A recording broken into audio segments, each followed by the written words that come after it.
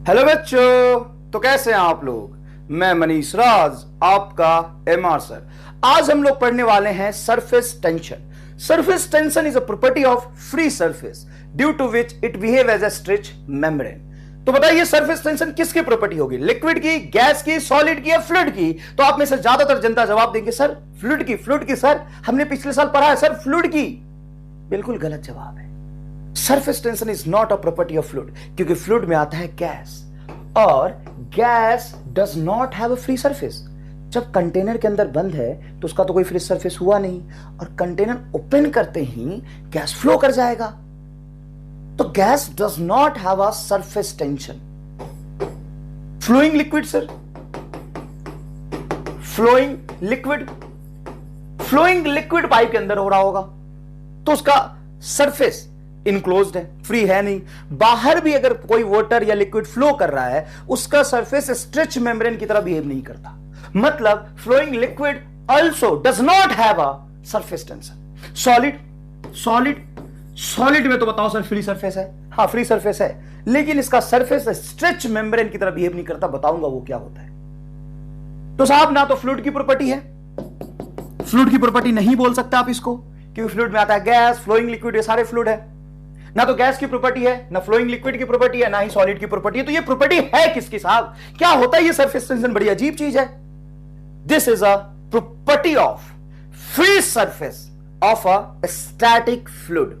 Free surface of a static liquid. Fluid में gas नहीं आएगा, सिर्फ स्टैटिक लिक्विड के फ्री सरफेस, स्टैटिक लिक्विड के फ्री सरफेस की प्रॉपर्टी है। देखिए, it is a property of static fluid only, not the property of gas and flowing liquid. और वो भी स्टैटिक फ्लूइड के सिर्फ सरफेस पे एग्जिस्ट करती है। स्टैटिक फ्लूइड, मान लो ये फ्लूइड है, कंटेनर पूरा भरा हुआ है, तो इसके अंदर, इनसाइड स्टैटिक फ्लूइड के अंदर कोई सरफेस टेंशन जैसी चीज नहीं होती। नाम से पता चल रहा है सरफेस टेंशन मतलब सरफेस की प्रॉपर्टी है।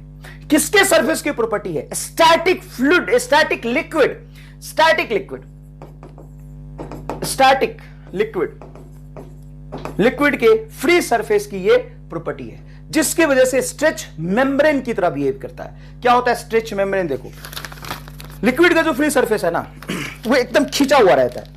क्यों खींचा हुआ रहता है?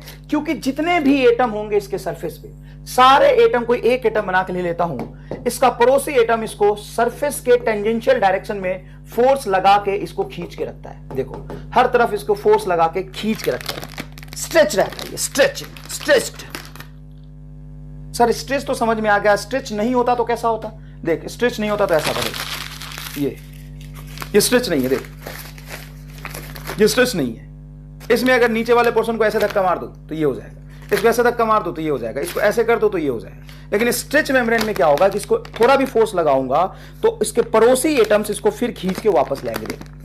इसको कहते हैं ये क्लॉथ, स्ट्रेच मेम्ब्रेन नहीं है, लूज मेम्ब्रेन है। ये स्ट्रेच मेम्ब्रेन होता है। सरफेस टेंशन का परफेक्ट एग्जांपल ये है कि आपने देखा होगा कि लोहे की नेल ले लो और उसको वाटर सरफेस पे बहुत आराम से रखोगे तो आयरन की डेंसिटी तो ज्यादा है वाटर के डेंसिटी से। तो जब ऑब्जेक्ट की डेंसिटी ज्यादा होता है तो सिंक कर जाना चाहिए, लेकिन वो सिंक नहीं करता है, फ्लोट करता है। हल्का से डिस्टर्ब करोगे तो सिंक कर जाएगा। आपने देखा होगा जो मक्खी होता है वो पानी के सरफेस पे आराम से बैठ सकता है। क्यों भाई? उसका डेंसिटी तो ज्यादा है वाटर के डेंसिटी से मक्खी का। तो सरफेस टेंशन एक प्रॉपर्टी आ जाती है स्टैटिक फ्लूइड के फ्री सरफेस पे। स्टैटिक फ्लूइड के फ्री सरफेस पे सरफेस टेंशन एक प्रॉपर्टी आ जाती है जिसके वजह से वो स्ट्रेच मेम्ब्रेन की तरह बिहेव करता है। जैसे मान लो तू अपने गांव गए हो युगांडा वापस, और युगांडा में दिवाली मनाई जा रही, युगांडा की नालियां बहुत गंदी हो गई है, तो तुम्हें काम दिया गया कि युगांडा की नाली साफ करो। तुम गए वहां पे, देखे इतने ज्यादा मच्छर थे, उसके पूरी फैमिली बिखरी पड़ी, वहीं पे फैमिली का फैमिली पैदा हो रहा नालियों पे, नालियों के सरफेस पे। अब तुम तो इंडिया से गए, तुम्हें सिखाया गया था कि एक काम करो, केरोसिन ऑयल डाल दो, सारी मक्खियां केरोसिन पी के मर जाएगी। तुमने केरोसिन ऑयल डाल दिया, तो केरोसिन ऑयल डालने से सारी मक्खियां मर गई। तो सारी मक्खी मरी कैसे? केरोसिन ऑयल पी के क्या उस जहर की तरह बिहेव करता है वो? नहीं भाई, मक्खी को तो मजा आता है केरोसिन ऑयल पी के ना, केरोसिन ऑयल पी के ना उसको एकदम मजा आ जाता है, झूम जाता है। लेकिन साथ साथ में झूमते झूमते नीचे ना केरोसिन ऑयल वाटर के सरफेस टेंशन को कम कर देता है। तो जो स्ट्रेच मेम्ब्रेन की तरह वो नाले का पानी बिहेव कर रहा था स्ट्रेच मेम्ब्रेन की तरह, अचानक से लूज मेम्ब्रेन हो जाएगा, वहां पे मक्खी डूब के मर जाता है, केरोसिन पी के नहीं मरता। डूब के मर जाता है। जैसे मान लो आप कपड़े धोते हो तो सर्फ मिलाते हैं, उसमें डिटर्जेंट मिलाते हैं, तो दो तरह का डिटर्जेंट आता है, घड़ी और एक सर्फ एक्सल। तुम कौन सा मिलाते हो, घड़ी या सर्फ एक्सल? सर हम तो सस्ते वाला मिलाते हैं, सर्फ एक्सल सर 100 रुपए किलो आता है, और घड़ी पहले इस्तेमाल करें फिर विश्वास करें 10 रुपए में 1 किलो, जाओ जी लो जिंदगी। तो सर हम 10 रुपए में 1 किलो लाते हैं, पूरे खानदान का कपड़ा धो देते हैं। बहुत सही बेटा। तो क्या फर्क है कि 10 रुपए में 1 किलो मिल जाता है घड़ी, और सर्फ एक्सल 100 रुपए में 1 किलो मिलता है।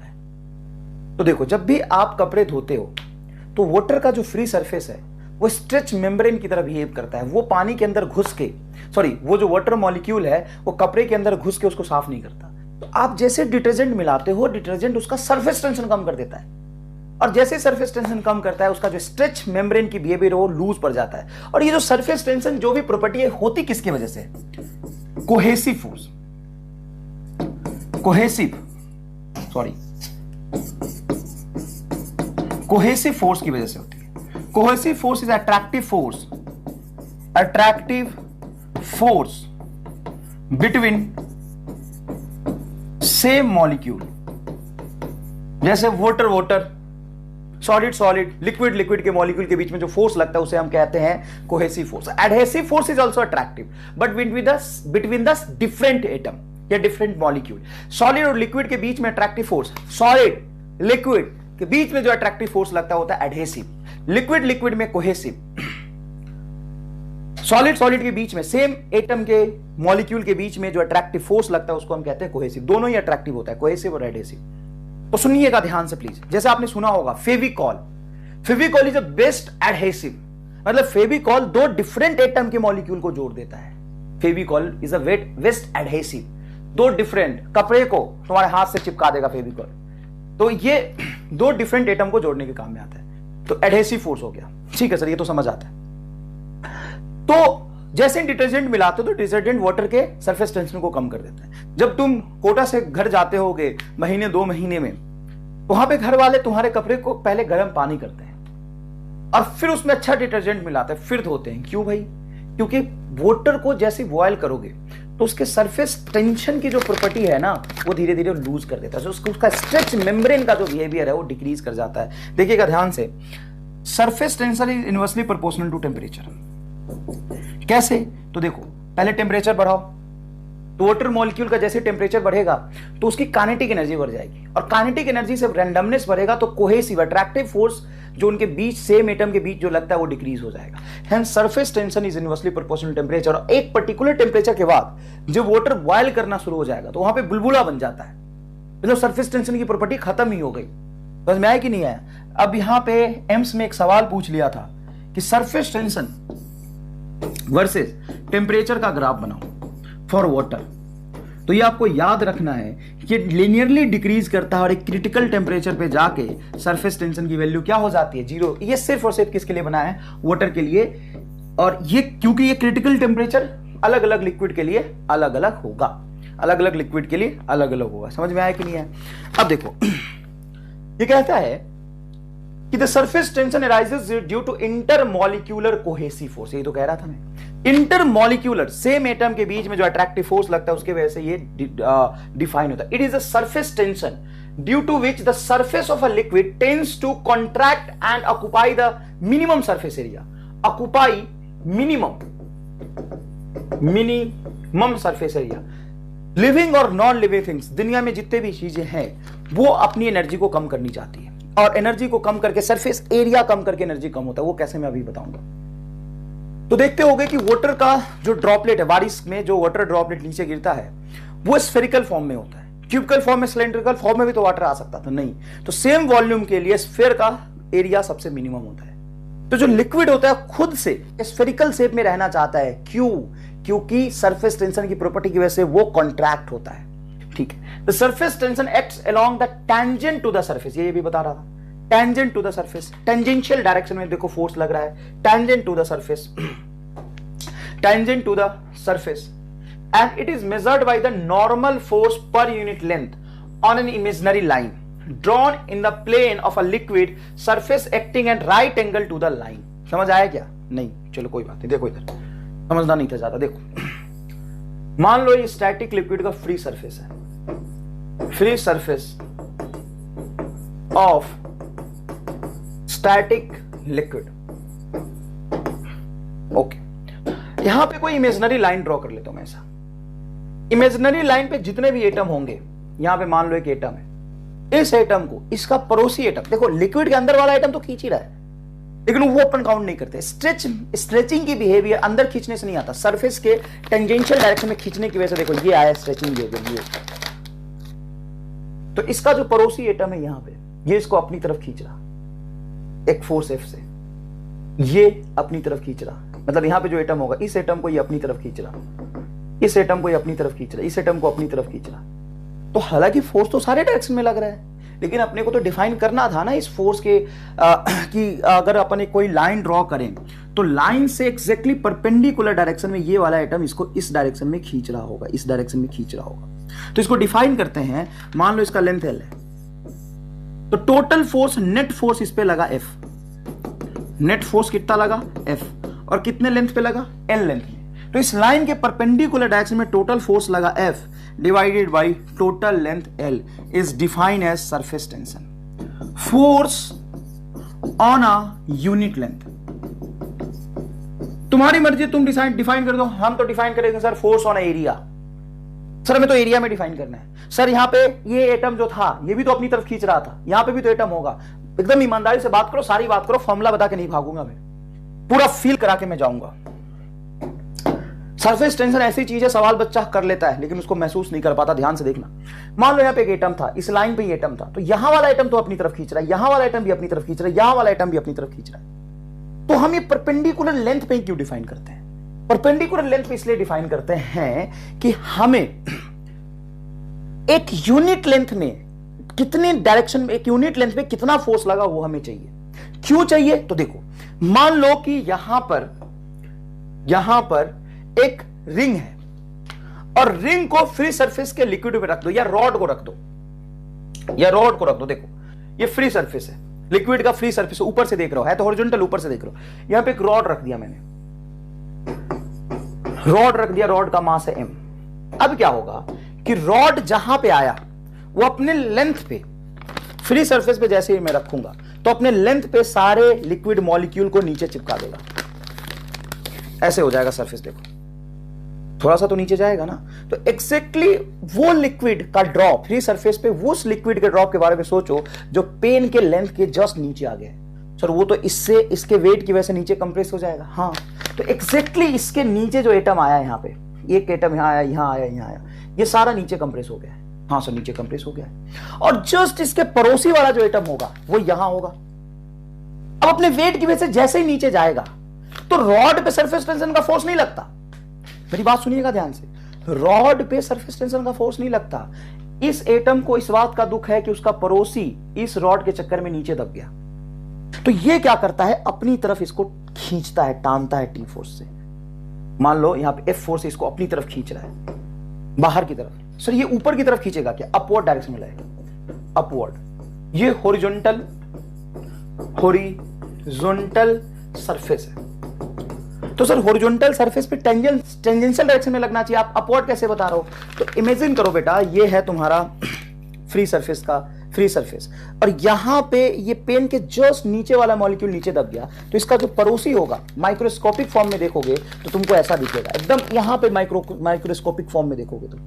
मैं ये नहीं कह रहा कि पूरा सरफेस वर्टिकल हो जाएगा, ये तो सरफेस हॉरिजॉन्टल ही रहेगा, लेकिन जस्ट पेन के नीचे जो मॉलिक्यूल दबा है उसका पड़ोसी मॉलिक्यूल देखोगे तो तुमको ऐसा नहीं लगेगा कि थोड़ा सा ऊपर है, तो इसको खींचेगा, इस एटम को ऊपर खींच रहा, इस एटम को ये पड़ोसी मॉलिक्यूल इधर खींच रहा, इधर खींच रहा, इधर खींच रहा, इधर खींच रहा, इधर खींच रहा, इधर खींच रहा, इधर खींच रहा, और ये वाला पड़ोसी मॉलिक्यूल इधर खींचेगा, ये वाला पड़ोसी मॉलिक्यूल इधर खींचेगा। तो इस लाइन पे इसके परपेंडिकुलर डायरेक्शन में इधर से लगा टोटल फोर्स एफ, मान लो इधर से भी लगा टोटल फोर्स एफ ऊपर की तरफ। नेट फोर्स कैसे लगा? ऊपर की तरफ। और नीचे मान लो mg, तो FBD अगर रॉड का बनाओगे तो इसको एक पॉइंट से रिप्रेजेंट करोगे, नीचे की तरफ लाएगा इस पे mg, और ऊपर की तरफ एक यूनिट लेंथ में जो फोर्स लगता है उसको कहते हैं हम सरफेस टेंशन। सरफेस टेंशन कैसे डिफाइन किया था? फोर्स अपॉन लेंथ, ये होगा न्यूटन पर मीटर। एक यूनिट लेंथ पे टेंजेंशियल डायरेक्शन में, परपेंडिकुलर डायरेक्शन में कितने फोर्स लगे थे? S। तो एक लेंथ L से एक यहां पे यहां से यहां तक लेंथ हो गया L, और यहां से यहां तक भी लेंथ है L, दोनों तरफ लग रहा है। अरे भाई ये मॉलिक्यूल जब नीचे गया था तो ये पड़ोसी और ये पड़ोसी दोनों मिलकर ऊपर खींच रहे थे इसको कि वाह भाई कहां जा रहे हैं हम, साथ साथ रहेंगे। स्ट्रेच मेम्ब्रेन तो इसे कहते हैं ना कि आप इसको स्ट्रेच मेम्ब्रेन की तरह से थोड़ा सा कंप्रेस करके छोड़ोगे फिर सीधा हो जाएगा। तो ये जैसे ही कंप्रेस करके छोड़ रहे थे तो इसका पड़ोसी मॉलिक्यूल दोनों मिलकर ऊपर खींच रहा था, इसलिए लेंथ पे डिफाइन किया। यहां से L लेंथ यहां तक, यहां से L लेंथ यहां तक, तो 2L आ जाएगा। तो आप क्या बोलेंगे, S इंटू 2L। तो ये लिखेंगे S इंटू 2L बराबर mg। तो सरफेस टेंशन की वैल्यू यहां पे आ जाएगी mg बाई 2L। अगर सरफेस टेंशन इसके वेट को बैलेंस कर पाता है तो इसी तरीके से बैलेंस कर पाएगा। अब यहां पे समझिएगा प्लीज, मान लो एक डिस्क है, मासलेस डिस्क, और ये मासलेस रिंग, मासलेस रिंग, इन दोनों को हमने लिक्विड सरफेस पे प्लेस कर दिया। दोनों का रेडियस था r, मासलेस रिंग है, मासलेस डिस्क है, इसको लिक्विड सरफेस पे प्लेस कर दिया, on liquid surface, liquid surface. तो इसको ऊपर खींच लेने में कितना फोर्स लगेगा, और किसको खींचना आसान होगा, डिस्क को या रिंग को? बताइए अच्छे से सोच के, डिस्क को या रिंग को? मान लो ये डिस्क टाइप है, देखिए डिस्क टाइप है, इसको मैंने यहां पे रखा, तो ये क्या करेगा कि लिक्विड का जो सरफेस है यहां से यहां तक पाई आर स्क्वायर, ये पूरे सरफेस को नीचे कंप्रेस करेगा। तो पूरा का पूरा सरफेस हॉरिजॉन्टली नीचे दबेगा। तो यहां वाला मॉलिक्यूल भी नीचे गया और ये वाला मॉलिक्यूल भी नीचे गया, और दोनों हॉरिजॉन्टल डायरेक्शन में रह गए। तो ये बोलेगा भैया मैं भी नीचे आ गया, तू भी नीचे, अब हम एक दूसरे को क्या बचा है, दोनों डूबे।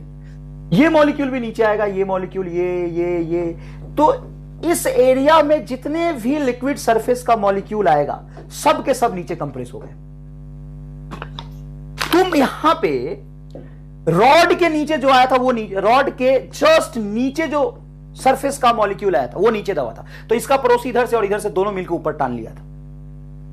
यहां पे देखोगे तो ये सारे मॉलिक्यूल जो इसके सरकमफ्रेंस पे आएंगे वो नीचे जाएगा, और इधर एरिया में जितने पाई आर स्क्वायर एरिया में मॉलिक्यूल है वो सारे के सारे नीचे कंप्रेस हो जाएंगे। तुम फील करो ना इसको, ये लिक्विड सरफेस है और तुम यहां पे रख दिए डिस्क और कंप्रेस कर दिया, तो ये सारा का सारा लिक्विड सरफेस अंदर गया।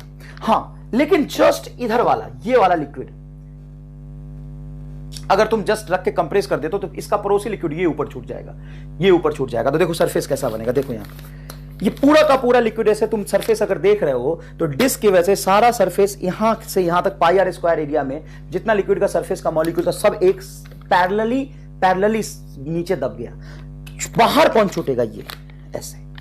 तो यहां वाला जो मॉलिक्यूल है सरकमफ्रेंस के जस्ट बाहर वाला, ये इसको ऊपर पकड़ के खींचेगा, तो ये फोर्स इस सरकमफ्रेंस के लेंथ में ऐसे लगेगा। और मान लो तुम इसको ऊपर खींचते हो, ऊपर खींचते हो, लिक्विड सरफेस पे रख दिया, मान लो ग्रीस है, तुमने महसूस किया होगा कभी, ग्रीस है, ग्रीस के सरफेस पे डिस्क चिपका दो और ऊपर खींचो, तो इस पूरे डिस्क के क्रॉस सेक्शन एरिया में मॉलिक्यूल चिपक के ऊपर जाएगा।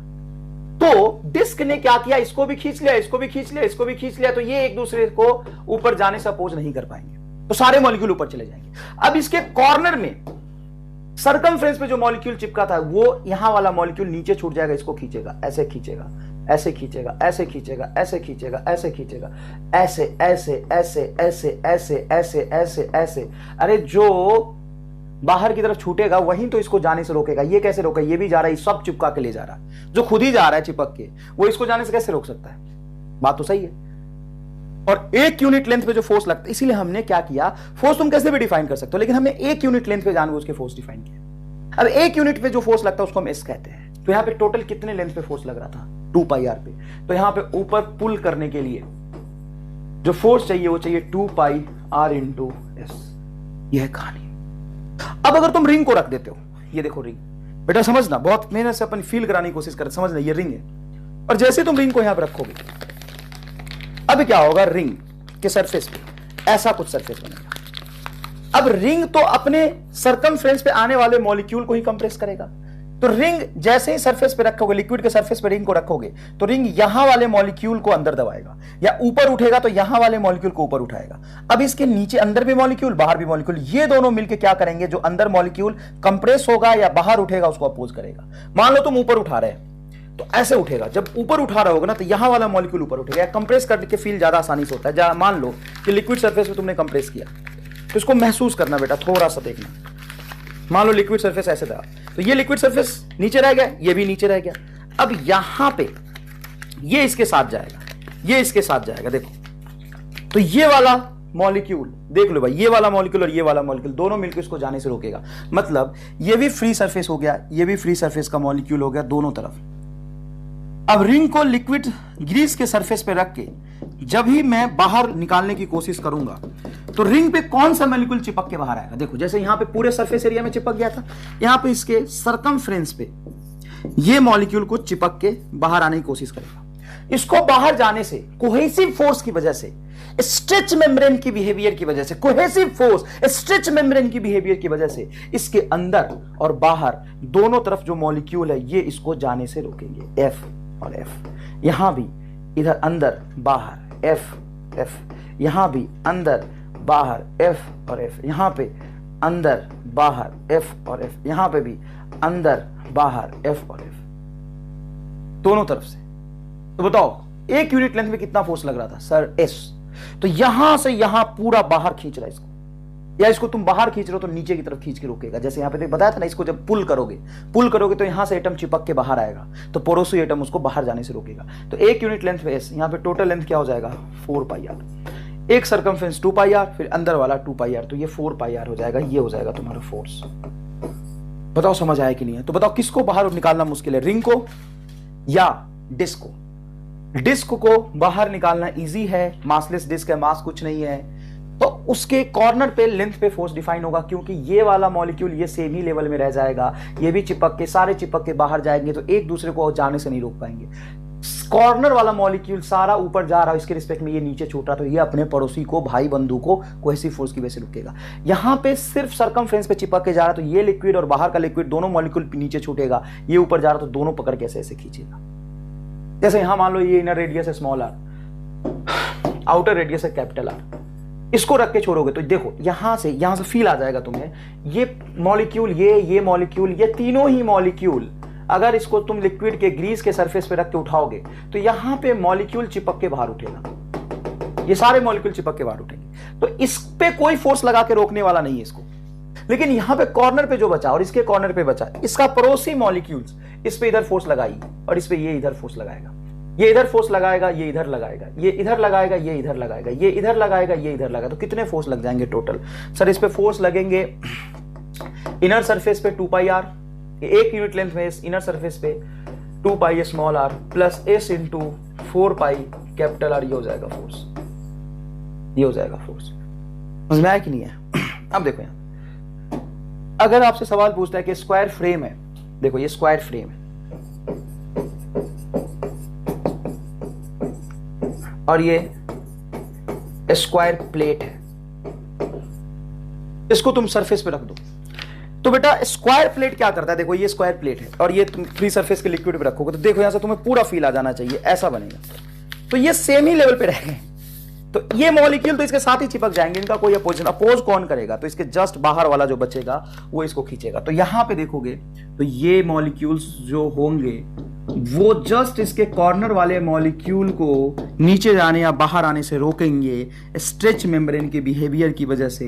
तो ऐसे फोर्स लगेगा, इस पे ऐसे लगेगा, ऐसे लगेगा, ऐसे लगेगा, ऐसे लगेगा, ऐसे ऐसे ऐसे ऐसे, अरे ऐसे, अरे ऐसे ऐसे ऐसे ऐसे ऐसे ऐसे ऐसे ऐसे। तो एक यूनिट लेंथ पे लगता है एस, तो L L L L 4L, तो एफ इज इक्वल टू होगा एस इंटू 4L। अब फ्रेम की बात करोगे अगर तो देखो यहां पे जो मॉलिक्यूल है ये सारे मॉलिक्यूल अंदर जाएंगे, फ्रेम के साथ चिपक जाएंगे लिक्विड के मॉलिक्यूल, फ्रेम के साथ लिक्विड के मॉलिक्यूल क्या हो जाएगा, चिपक जाएगा। अब इसका पड़ोसी मॉलिक्यूल जो होगा यहां वाला, इसको ऐसे खींचेगा, इस तरफ से ऐसे खींचेगा, इस तरफ से ऐसे खींचेगा, दोनों तरफ से सरफेस टेंशन का फोर्स लगेगा। समझ में आया कि नहीं है? तो ये तुम्हारा एल एल एल 8L, एक यूनिट पे लग रहा है एस, तो टोटल 8 यूनिट पे लगेगा सरफेस टेंशन की वैसे। अब ऐसे ही तुमसे सवाल पूछेंगे, कंसेप्ट ध्यान रखना है। मैं चाहता तो डायरेक्ट भी रटा सकता था लेकिन फील करा दिया तुम्हें। Square wire frame, square wire of frame, तो टोटल लेंथ कितने हो जाएंगे जिसमें फोर्स लगेगा 8L, तो 8L इंटू सरफेस टेंशन तुम्हारा T दिया हुआ है, टोटल फोर्स हो जाएगा 8TL। सवाल पढ़ लो, आंसर आ जाएगा, कोई खास बात नहीं है। आगे देखो बेटा, Energy stored due to molecule at the surface have extra energy as compared to the molecule in the interior is called surface energy. देखो भाई, मान लो दो एटम एज्यूम करता हूं, एक ए है और एक बी है. बी फ्री सरफेस पे बाहर है और ये इनसाइड द लिक्विड है. अब इनसाइड द लिक्विड होने की वजह से चारों तरफ से इस पे अट्रैक्टिव फोर्स लग रहा होगा, ये स्टेबल होगा. और बी पे अट्रैक्टिव फोर्स एक ही साइड से लगेगा. यहां पे तो 3 डायमेंशनल स्पेस पे इस पे नेट फोर्स लग रहा होगा. तो A is more stable.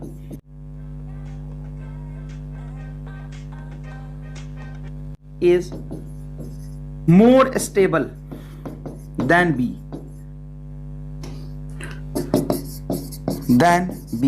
A is more stable than B. A ज्यादा स्टेबल है B के कंपेयर में. क्यों भाई? क्योंकि A लिक्विड के अंदर है, चारों तरफ से नेट फोर्स उस पे 0 लग रहा है. यहां पे देखोगे तो B पे मोर स्टेबल देन बी कम स्टेबल है क्योंकि इस पे नीचे इतना ही फोर्स लग रहा है, ऊपर तो लिक्विड है ही नहीं फोर्स लगाने वाला. अच्छा एक बात बताओ, अगर तुम बाहर निकालना चाहते हो तो किसको बाहर निकालना आसान होगा? अंदर जाके इसको, इस एटम को बाहर निकालना आसान होगा कि इस एटम को बाहर निकालना आसान होगा? सर बी को बाहर निकालना आसान होगा. तो बी लेस स्टेबल है, बी के पास एनर्जी ज्यादा होगी.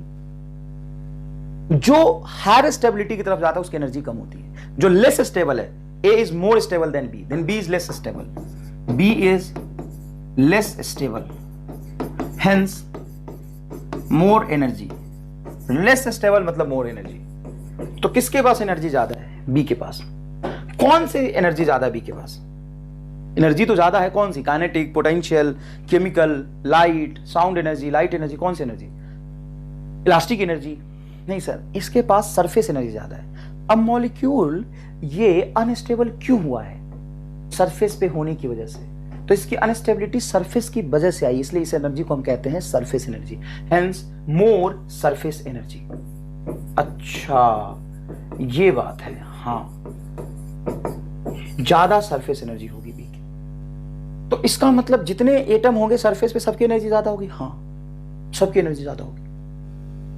और जितना ज्यादा सरफेस एरिया होगा किसी स्टैटिक फ्लूइड का, उतनी ज्यादा उसमें एनर्जी स्टोर होगी. सरफेस एनर्जी मतलब मान लो कि एक कंटेनर में, बाल्टी में लिक्विड भरा है, ऐसे ये पूरा बाल्टी में लिक्विड भरा है, तो इसका फ्री सरफेस ये हुआ. और मान लो इस तरीके से लिक्विड को रखो कि ये भी फ्री सरफेस हो, ये भी फ्री सरफेस हो, ये भी फ्री सरफेस हो. तो जितना ज्यादा फ्री सरफेस होगा एनर्जी उसकी उतनी ज्यादा बढ़ जाएगी. कैसे? इसको समझने के लिए अपन एक यहां पे डेरिवेशन कर लेते हैं, तुम्हें फील आ जाएगा. डेरिवेशन कर लेते हैं, कोई दिक्कत नहीं बेटा. देखो मान लो ऐसे यहां पे एक मैंने फ्री सरफेस बनाया लिक्विड का, ये लिक्विड की फ्री सरफेस है. ऐसे ये free surface of a liquid है. ठीक है बेटा, इसकी लेंथ है मान लीजिए L. ठीक है सर, लेंथ L है.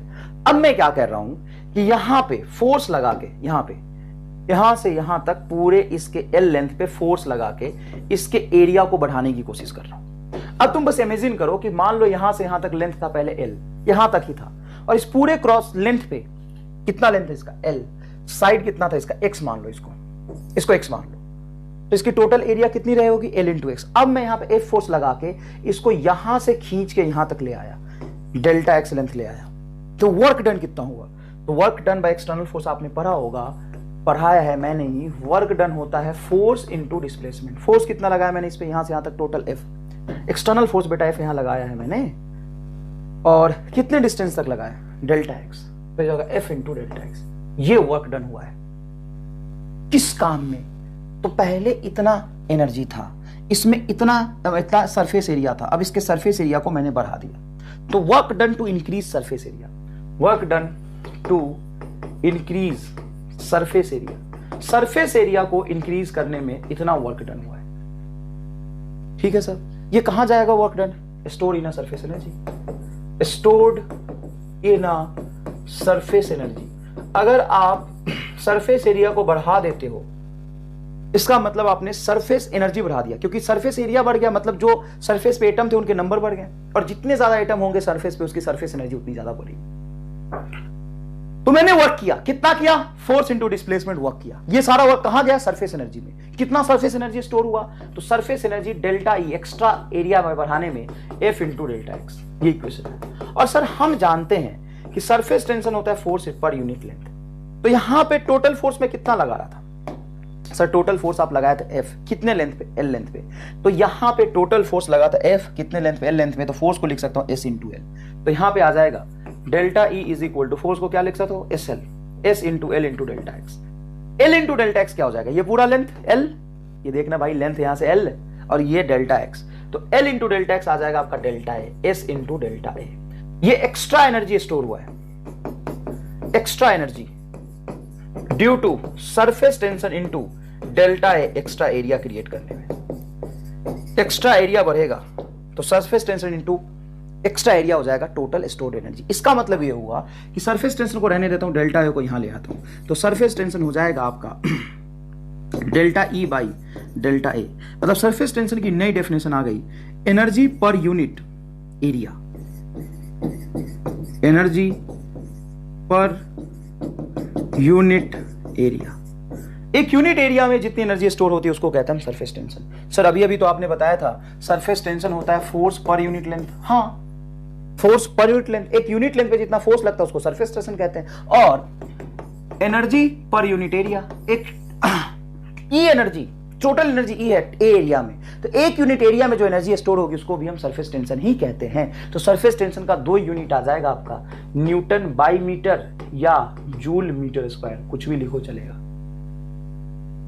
समझ में आया कि नहीं है? तो यूनिट लेंथ पे लगने वाला फोर्स इज सरफेस टेंशन। एक यूनिट लेंथ पे जितना फोर्स लगता है उसको हम सरफेस टेंशन कहते हैं, और एक यूनिट एरिया में जितनी एनर्जी स्टोर करती है उसको भी हम सरफेस टेंशन ही कहते हैं। Surface tension total energy store in total area. ये देखो, soap helps in cleaning the cloth because it decreases the surface tension of water. कोई खास बात नहीं, it decreases the surface tension of water. अच्छा मान लो एक स्फीयर है, लिक्विड ड्रॉप है, उसका सरफेस टेंशन एस है, मतलब आपको सरफेस टेंशन दिया होगा, आप सरफेस टेंशन से क्या समझोगे, एक यूनिट लेंथ पे इतना फोर्स लगेगा, एक यूनिट एरिया में इतनी एनर्जी स्टोर होगी। अब मैं आपसे पूछता हूं कि आर रेडियस है तो इसमें कितनी एनर्जी स्टोर है, आर रेडियस है, मैं आपसे पूछूं इसमें आर रेडियस है इसका, तो कितनी एनर्जी स्टोर है, सरफेस एनर्जी। तो आप बोलेंगे सर सरफेस एनर्जी मतलब S is the energy per unit area, एक यूनिट एरिया में एस एनर्जी स्टोर है, और इसका टोटल सरफेस हो जाएगा 4 पाई आर स्क्वायर, तो S into 4 pi R square, एकदम सही बताया आपने। अगर ये सोप बबल होता, सोप बबल, तो सोप बबल में क्या होता है कि उसका फ्री सरफेस बाहर भी होता है और अंदर भी होता है। कभी मेले गए हो, मेला में जाते हैं ना, तो एक खरीदते हैं ऐसा सीडी टाइप, उसमें फूकते हैं तो सोप बबल बाहर निकलता है, बबल टाइप, तो उसके अंदर भी है और बाहर भी है, तो दोनों तरफ फ्री सरफेस है, तो दोनों तरफ स्ट्रेचिंग बिहेवियर है, तो दोनों तरफ एनर्जी स्टोर होगी, जितना ज्यादा सरफेस एरिया उतनी ज्यादा एनर्जी। अगर अपन देखें सोप बबल है आर रेडियस का, तो उसमें जो एनर्जी स्टोर होगी सरफेस एनर्जी वो डबल होगी। तो सरफेस एनर्जी दोनों तरफ फ्री सरफेस है, surface tension is a property of free surface, तो ये हो जाएगा 2s into 4 pi R square. देखो इधर, on increasing the temperature of liquid its surface tension gradually decreases। surface tension gradually क्या होता है, डिक्रीज हो जाता है। नेक्स्ट देखिए, the radius of a soap bubble is r, the surface tension of soap solution is s। वो कहेगा तुमसे सरफेस टेंशन, तुम समझना force acting on a unit length और energy on a unit area. वो कहेगा सरफेस टेंशन, तुम समझना force on a unit length. Surface tension अब फील तो कर लो बेटा आप कम से कम।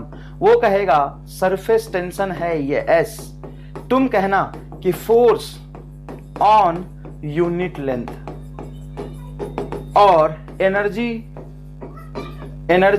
On unit area. समझ गए बेटा? सरफेस टेंशन S, इसका मतलब है एक यूनिट लेंथ पे लगने वाला फोर्स F, सर एक यूनिट लेंथ पे लगने वाला फोर्स S, और सरफेस टेंशन S मतलब एक यूनिट एरिया में जो एनर्जी स्टोर है वो S। अब ये कह रहा है कि सरफेस टेंशन S और radius R, keeping temperature constant the radius of the soap bubble is doubled, then energy necessary to do this. Soap bubble का रेडियस डबल कर दिया, मान लो एक सोप बबल है, उसकी रेडियस है R और आपने इसकी रेडियस को डबल कर दिया, तो पहली बात लॉजिकली सोचो, क्या सरफेस एरिया बढ़ गया? हाँ, कितना बढ़ा? जितना एक्स्ट्रा सरफेस एरिया बढ़ा होगा उतना हमें वर्क करने की जरूरत पड़ेगी। देखो देखो, work done is equal to क्या होता है, stored in a surface energy, total work done stored in a surface energy. तो हमसे बोला कि टोटल वर्क बताओ कितना हुआ है, तो टोटल सरफेस एनर्जी इतना बढ़ा होगा। इनिशियल एनर्जी यहां से लिख लो, इनिशियल एनर्जी होगा बेटा 2s into 4 pi R square. 2s क्यों? क्योंकि सोप बबल है। यहां पे इसकी एनर्जी हो जाएगी E final 2s into 4 pi R square into 4, क्योंकि 2r का होल स्क्वायर में एक 4 और आएगा, तो यहां से जब इसको सब्ट्रैक्ट करोगे तो ये आ जाना चाहिए 4 × 4 16, 16 × 2 32, 32 में से 8 सब्ट्रैक्ट कर दो तो 24 आ जाए। तो टोटल सरफेस एनर्जी का जो डिफरेंस आया, कहां से आया सरफेस एनर्जी? सोप बबल का एरिया बढ़ा दोगे तो इसमें एक्स्ट्रा सरफेस एनर्जी आया, कहां है? वर्क किया है, वही वर्क एनर्जी में स्टोर हुआ है। तो टोटल एनर्जी का difference is equal to work done. कोई खास बात नहीं है इसमें। नेक्स्ट देखिए, the surface tension of a liquid is 5 newton per metre. If film is held on a ring. अब देखो ये फिल्म कहां हेल्ड है? रिंग पे। रिंग पे फिल्म बन रहा है, ये मतलब यहां पे बन रहा है फिल्म। देखो ऐसे एक रिंग पे बना है ये फिल्म। तो फिल्म का मतलब होता है इसका 2 double sided free surface area होगा। जब फिल्म बोलेगा ना, फिल्म लिखा हो, film 2 side free surface, free surface, दोनों तरफ इसका फ्री सरफेस होगा। और ये कह रहा सरफेस टेंशन इतना है। अब देखो जानबूझ के सरफेस टेंशन लिखा है 5 न्यूटन मीटर। तुम मत समझो, तुम समझो 5 जूल पर मीटर स्क्वायर। यही तो चमत्कार है। तो ये हो गया energy store in unit area. अब पूछा है कि सरफेस एनर्जी, देखो total surface energy is equal to surface energy on a unit area multiply total area. तो टोटल एरिया हो जाएगा इसका पाई आर स्क्वायर, रिंग है बेटा, इंटू 2। तो रिंग का एरिया ये दिया 0.02 मल्टीप्लाई 2 और सरफेस टेंशन मल्टीप्लाई 5। तो 5 मल्टीप्लाई 2 10, 10 मल्टीप्लाई 2 बाई 100। तो ऐसा मेरे हिसाब से 2 × 10⁻⁻⁻1 5 20, हाँ 2 × 10⁻⁻⁻1 आंसर आ गया। बस यहाँ पे लॉजिक यही है, बच्चे यही गलती कर देते हैं कि एक्स्ट्रा 2 कहां से आया? Double free surface, double free surface. समझ आया कि नहीं है? नेक्स्ट देखो। अच्छा इससे पहले एक अच्छा सवाल और करा दो। देखो जैसे एनर्जी पे आपने किए डबल सरफेस एरिया की वजह से एनर्जी पे आपने किए, फोर्स पे भी डबल सरफेस एरिया से क्या फर्क पड़ेगा समझो। मान लो कि ऐसा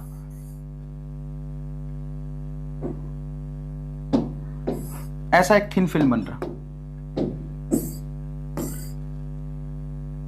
ऐसा एक थिन फिल्म बन रहा बेटा। देखो ऐसा ये थिन फिल्म है वायर में, है ना, यू शेप का वायर है जिसमें थिन फिल्म बना है। इसका सरफेस टेंशन है एस। अब यहां से क्या कर दिया मैंने, एक सपोर्ट लगा के ऐसे इससे हैंग कर दिया मैंने एम मास का एक ऑब्जेक्ट। और ये एम मास का object is an equilibrium, at equilibrium. इसका लेंथ है एल। इसकी सरफेस टेंशन बताइए क्या होगी? थिन फिल्म है, ये याद रखिएगा, थिन फिल्म है। तो एक बहुत आसान सवाल है यार, और नीट में नहीं पूछते ज्यादा ऐसे सवाल, वो रटे रटाए फॉर्मूले पे सवाल होते हैं, कहां से पूछते, मैं अभी ले चलता हूं आपको। अब थिन फिल्म होने की वजह से इसका दोनों तरफ फ्री सरफेस होगा। इसका सरफेस टेंशन आपको निकालना है, सरफेस टेंशन। तो सरफेस टेंशन क्या होता है sir? Force on unit length. अब दोनों तरफ फ्री सरफेस होने की वजह से यहां पे जो एटम होगा, यहां पे, यहां पे, यहां पे, यहां पे, यहां पे, इस एटम को अपनी तरफ खींचेगा, इस एटम को अपनी तरफ खींचेगा, स्ट्रेच मेम्ब्रेन की वजह से इस एटम को अपनी तरफ खींचेगा, इस एटम को अपनी तरफ खींचेगा। एक ही तरफ या दोनों तरफ? सर दोनों तरफ, क्योंकि फ्री सरफेस दोनों तरफ है। अगर अंदर लिक्विड ड्राम में रखा होता और ये फ्री सरफेस होता, ये इसका फ्री सरफेस होता, तो एक ही तरफ स्ट्रेच मेम्ब्रेन की तरफ बिहेव करता, दोनों तरफ स्ट्रेच मेम्ब्रेन की तरफ बिहेव करेगा, तो एक यूनिट लेंथ पे लगेगा फोर्स एस। तो दोनों तरफ एल, और इधर से भी एल और उधर से भी एल, तो ये हो जाएगा 2L बराबर mg। तो सरफेस टेंशन हो जाएगा mg/2L। ले भाई, मुझे समझ आया कि नहीं है? चलो आगे देखते हैं। ये देखो, एक liquid drop, a liquid drop breaks into n equal liquid drop.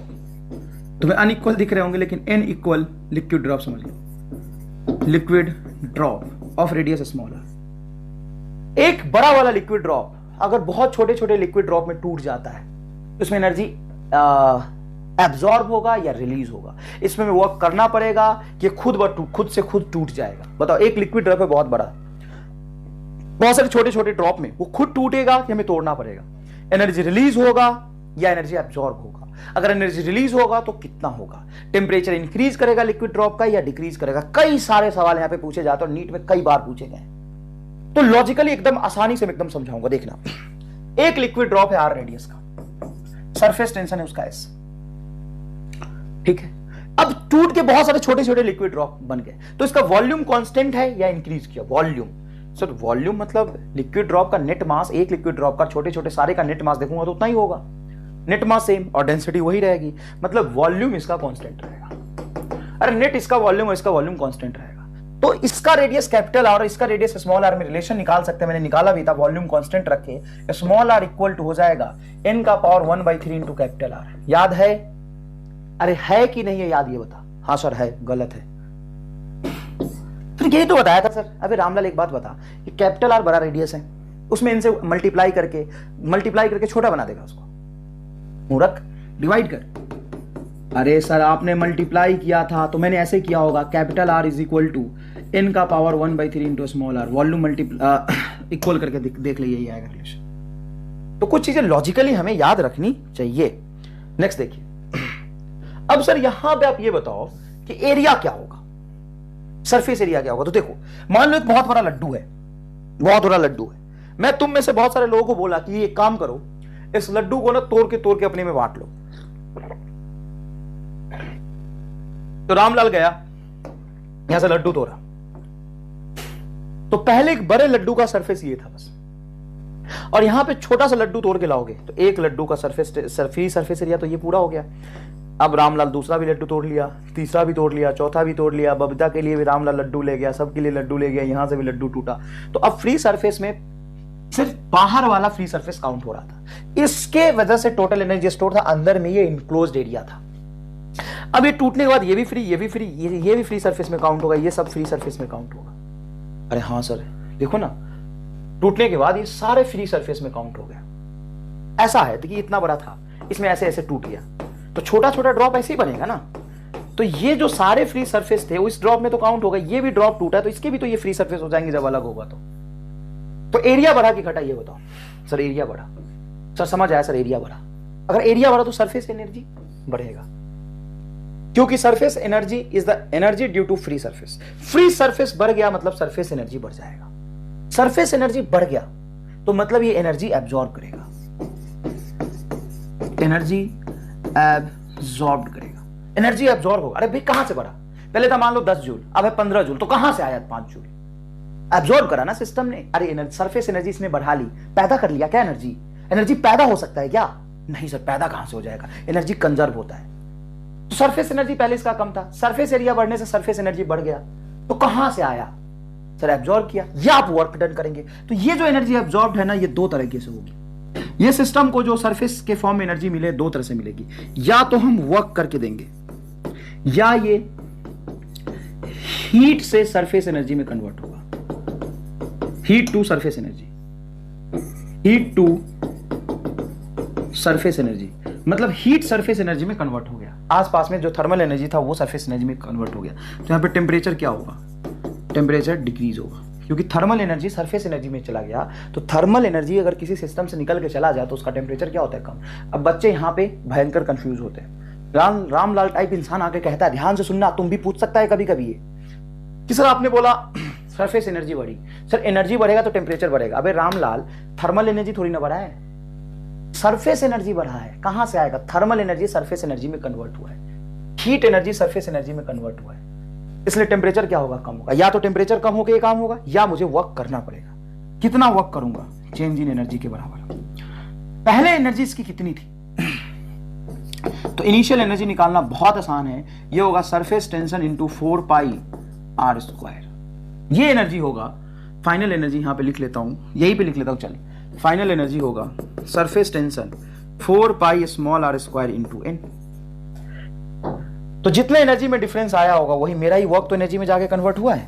तो मैं लिखूंगा work done is equal to final s into 4πr² into small n minus s into 4π capital R²। यहां से बेटा कॉमन निकाल सकते हैं आप बहुत आसानी से। क्या निकालेंगे कॉमन बताइए?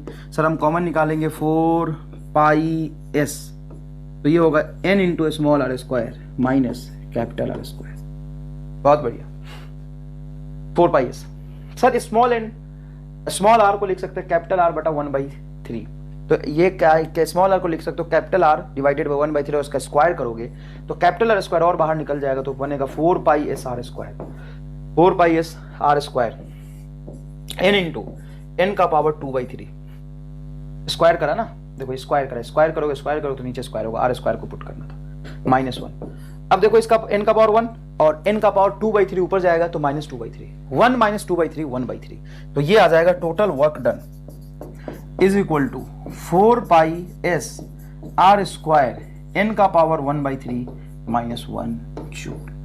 ये वर्क किया है, ये ठीक है सर, कोई बुराई नहीं है। लेकिन अगर सोप बबल होता तो इतना ही वर्क करना पड़ता क्या? नहीं, अगर सोप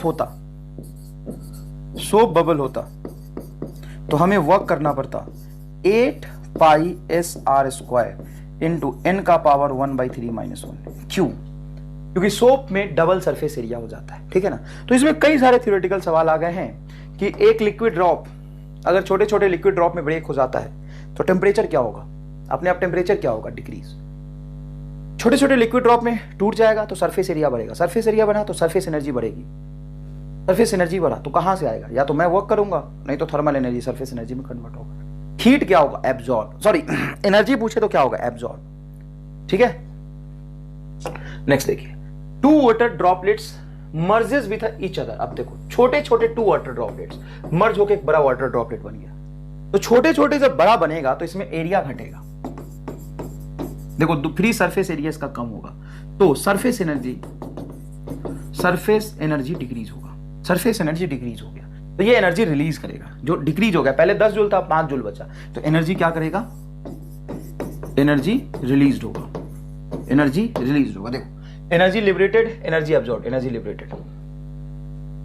जो सरफेस एनर्जी कम हो गया ना तो छोड़ देगा, और छोड़ देगा तो सिस्टम का टेम्परेचर बढ़ जाएगा, रिलीज होगा तो सिस्टम का टेम्परेचर बढ़ेगा, ठीक है ना। अब देखो मान लो n इक्वल ड्रॉप थे, n equal drop of radius small r, और ये मर्ज होकर कैपिटल R में कन्वर्ट हो गया। तो इसमें भी वॉल्यूम क्या रहेगा? एक बात बताइए, वॉल्यूम क्या रहेगा? सर वॉल्यूम रहेगा कांस्टेंट। वॉल्यूम थोड़ी ना चेंज होता है, डेंसिटी मास थोड़ी ना कंजर्व चेंज होगा, मास तो कंजर्व रहेगा। सरफेस एरिया डिक्रीज होगा तो सरफेस एनर्जी डिक्रीज होगा, तो एनर्जी क्या करेगा? एनर्जी रिलीज होगा। कौन सी एनर्जी रिलीज हुई है? Surface energy. सरफेस एनर्जी खत्म हो गया, मतलब यहां पे आप ध्यान से समझिएगा जो स्टेटमेंट लिख रहा हूं, surface energy converted into thermal energy,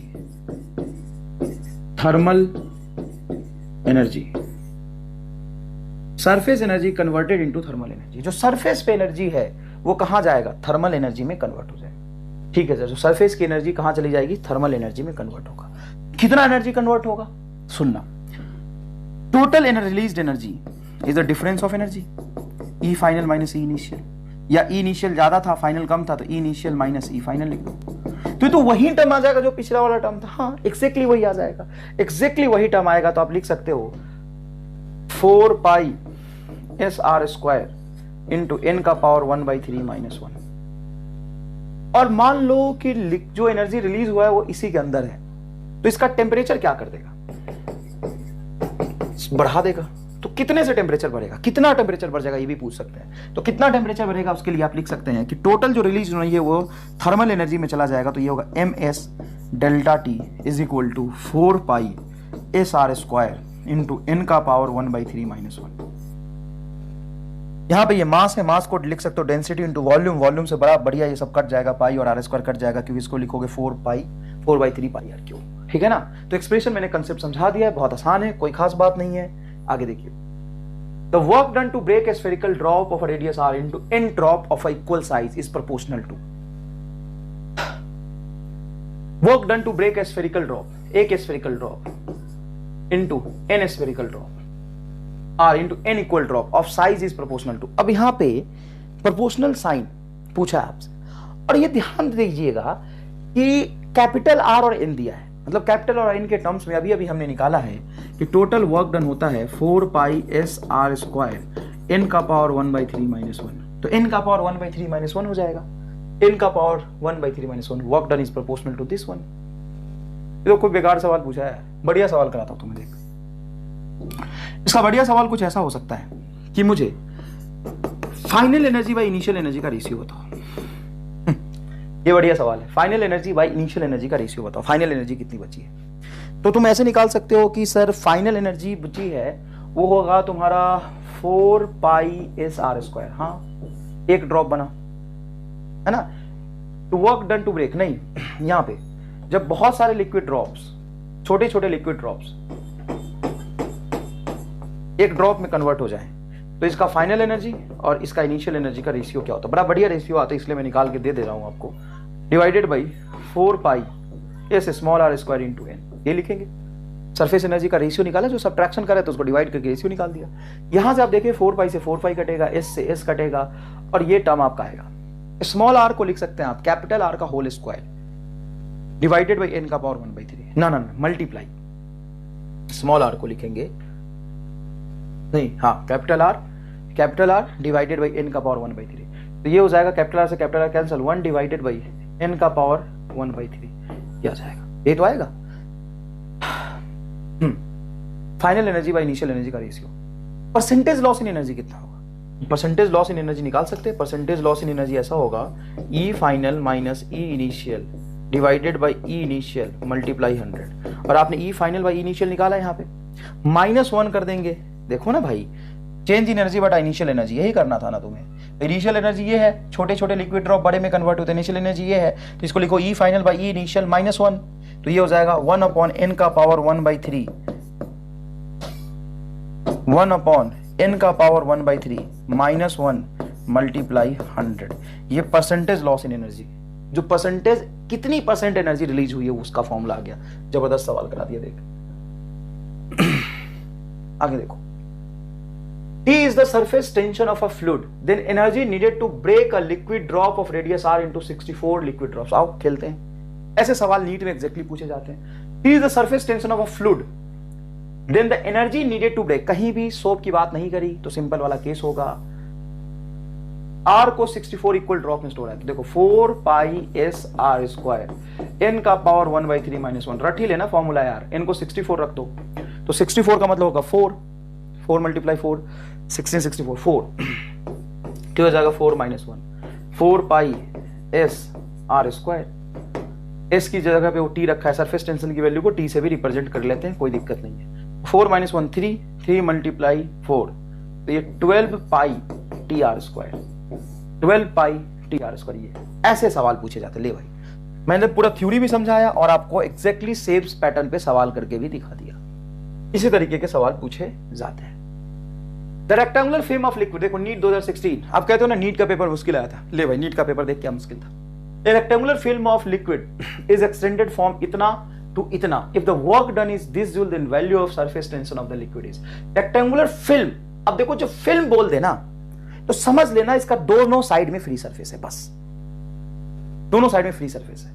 अब देखो work done is equal to होता है surface tension into 2 multiply change in area. देख सर 2 कहां से लाया, 2 फ्री सरफेस था, तो ये 2 सरफेस टेंशन तुम्हारा दे दिया है, नहीं दिया, वैल्यू ऑफ सरफेस टेंशन पूछा, वर्क डन दे दिया है, तो 3 into 10 to the power -4 joule work done है।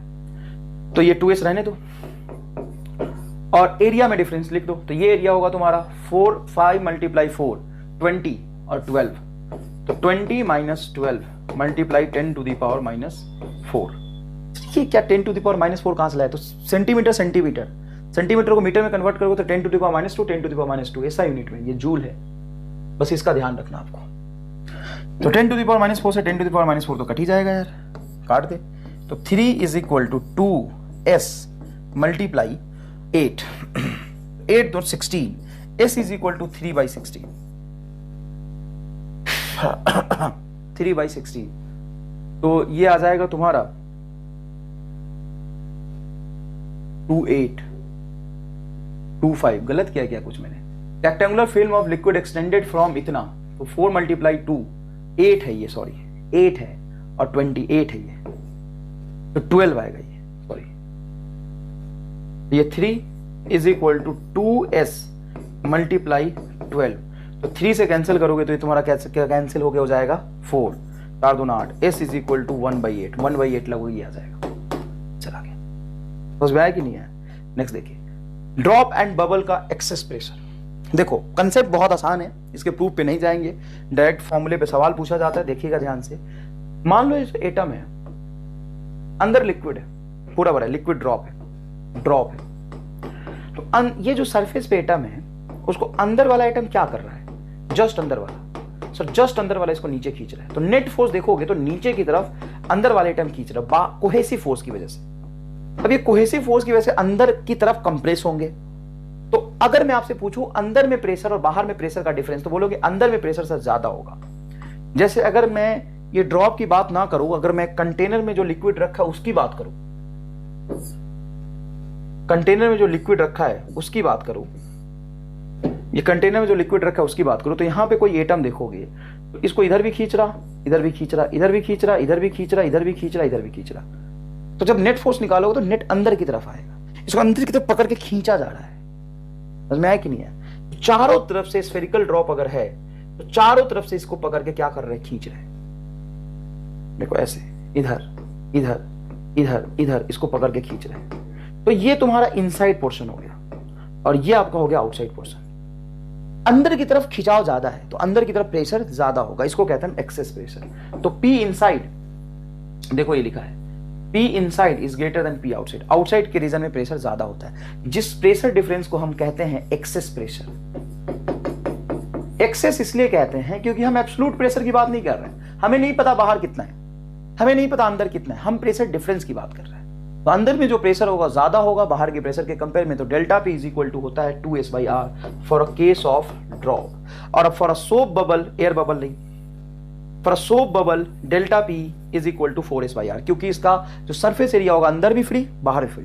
तो सरफेस टेंशन डबल होने से कुछ नहीं किया, S को जब बस डबल कर दिया तो 4S/R हो जाएगा। समझ आया कि नहीं है? तो सोप बबल होने के केस में 4S/R और लिक्विड ड्रॉप होने के केस में 2S/R। अगर एयर बबल बोल रहा इनसाइड वाटर, तो एयर बबल में कितना हो जाएगा, 2S/R। क्यों सर, ये भी तो बबल है ना। एयर बबल का एक ही फ्री सरफेस होगा। एयर बबल अगर लिक्विड के अंदर बना है तो उसके अंदर की तरफ फ्री सरफेस है, बाहर से तो वाटर वाटर है, अंदर एयर है ना। तो फ्री सरफेस एयर बबल में एक ही होता है, याद रखिएगा। गलती से अगर सवाल एयर बबल का पूछ दिया, वैसे ड्रॉप और सोप बबल के सवाल आते हैं लेकिन एयर बबल का पूछ दिया तो याद रखिएगा। अब सुनिएगा ध्यान से, ये एक्सेस प्रेशर किस वजह से क्रिएट हुआ है, तो स्ट्रेचिंग बिहेवियर की वजह से अंदर की तरफ खिंचाव ज्यादा है, सरफेस पे जितने लिक्विड है अंदर वो तरफ खींच रहा है, तो सरफेस टेंशन की वजह से है। तो जितना ज्यादा सरफेस टेंशन की बिहेवियर होगी, excess pressure is directly proportional to surface tension. सही बात है। और अगर प्रेशर ज्यादा तो खींच लेगा, तो कम रेडियस में का स्फीयर होगा। अगर बहुत बड़े रेडियस का स्फीयर है मतलब अंदर में प्रेशर डिफरेंस ज्यादा नहीं है। अगर रेडियस बहुत कम हो गया मतलब बहुत ज्यादा प्रेशर पे होगा अंदर का लिक्विड, अगर रेडियस बहुत कम है तो means access pressure is inversely proportional radius. क्या ये तुम्हें फील नहीं आ रहा क्या? मान लो मैं तुमसे बोलूं कि ये 2 ड्रॉप है, सेम सरफेस टेंशन के 2 ड्रॉप है, सेम सरफेस टेंशन के लिक्विड के 2 ड्रॉप है, तो ये R रेडियस का, ये स्मॉल r रेडियस है, कौन ज्यादा प्रेशर पे होगा? तो छोटा वाला ड्रॉप जिसका रेडियस बहुत ज्यादा है, इसका मतलब बहुत खींच खींच के चारों तरफ छोटा बना दिया है, मतलब ये हुआ कि ज्यादा प्रेशर पे होगा, मतलब ये हुआ ये ज्यादा प्रेशर पे होगा। तो ये हो गया आपका delta P proportional to S and delta P is inversely proportional to R। समझ में आया कि नहीं है? तो डेल्टा P हो जाएगा 2S/R। इन सब से बढ़ के मैं आपको अलग से एक कंसेप्ट सिखाना चाहता हूं कि जो प्रेशर होता है वो कॉनकेव साइड की तरफ ज्यादा होता है। P concave is greater than P convex. तो इनसाइड आउटसाइड आप याद ना रख के, आप हमेशा याद रखिए कॉनकेव और कॉन्वेक्स साइड। कॉनकेव साइड की तरफ प्रेशर ज्यादा होगा कॉन्वेक्स के कंपेयर में, अंदर में प्रेशर ज्यादा होगा बाहर के कंपेयर में। इसका कहने का मतलब ये कंप्रेस है इधर, तो कॉनकेव साइड की तरफ प्रेशर ज्यादा होगा। कई बार लिक्विड सरफेस ऐसा भी बन सकता है, देखो लिक्विड सरफेस ऐसा ही बन सकता है। मान लो कंटेनर में लिक्विड रख दिया ऐसे ऐसे, समझ में आया कि नहीं है? और तुमसे पूछे कि बताओ प्रेशर कहां पे ज्यादा है, 1 पे या 2 पे? तुम बोलोगे pressure at 1 is greater than 2। अब बोलोगे कि सर अब ऐसे कैसे हो सकता है सर, आप तो कह रहे हो लिक्विड के अंदर वाला आइटम उसको खींच के लाएगा तो ऊपर कैसे चढ़ा ये साइड वाइज, तो यहां पे गलती कर दोगे। तो याद रखना pressure in concave side is greater than pressure in convex side. Concave side की तरफ प्रेशर ज्यादा होगा कॉन्वेक्स के कंपेयर में। कॉन्वेक्स कहां पे है? ये वाला रीजन कॉन्वेक्स है, ये कॉनकेव है। समझ आया? तो एक्सेस प्रेशर होता है 2S/R, excess pressure liquid drop में होगा 4S/R, कॉनकेव साइड की तरफ प्रेशर ज्यादा होता है। चलो सवाल देखो, the excess pressure in a soap bubble is double than other than the ratio of their volume. तो excess pressure, I am sorry, excess pressure delta P is inversely proportional to radius.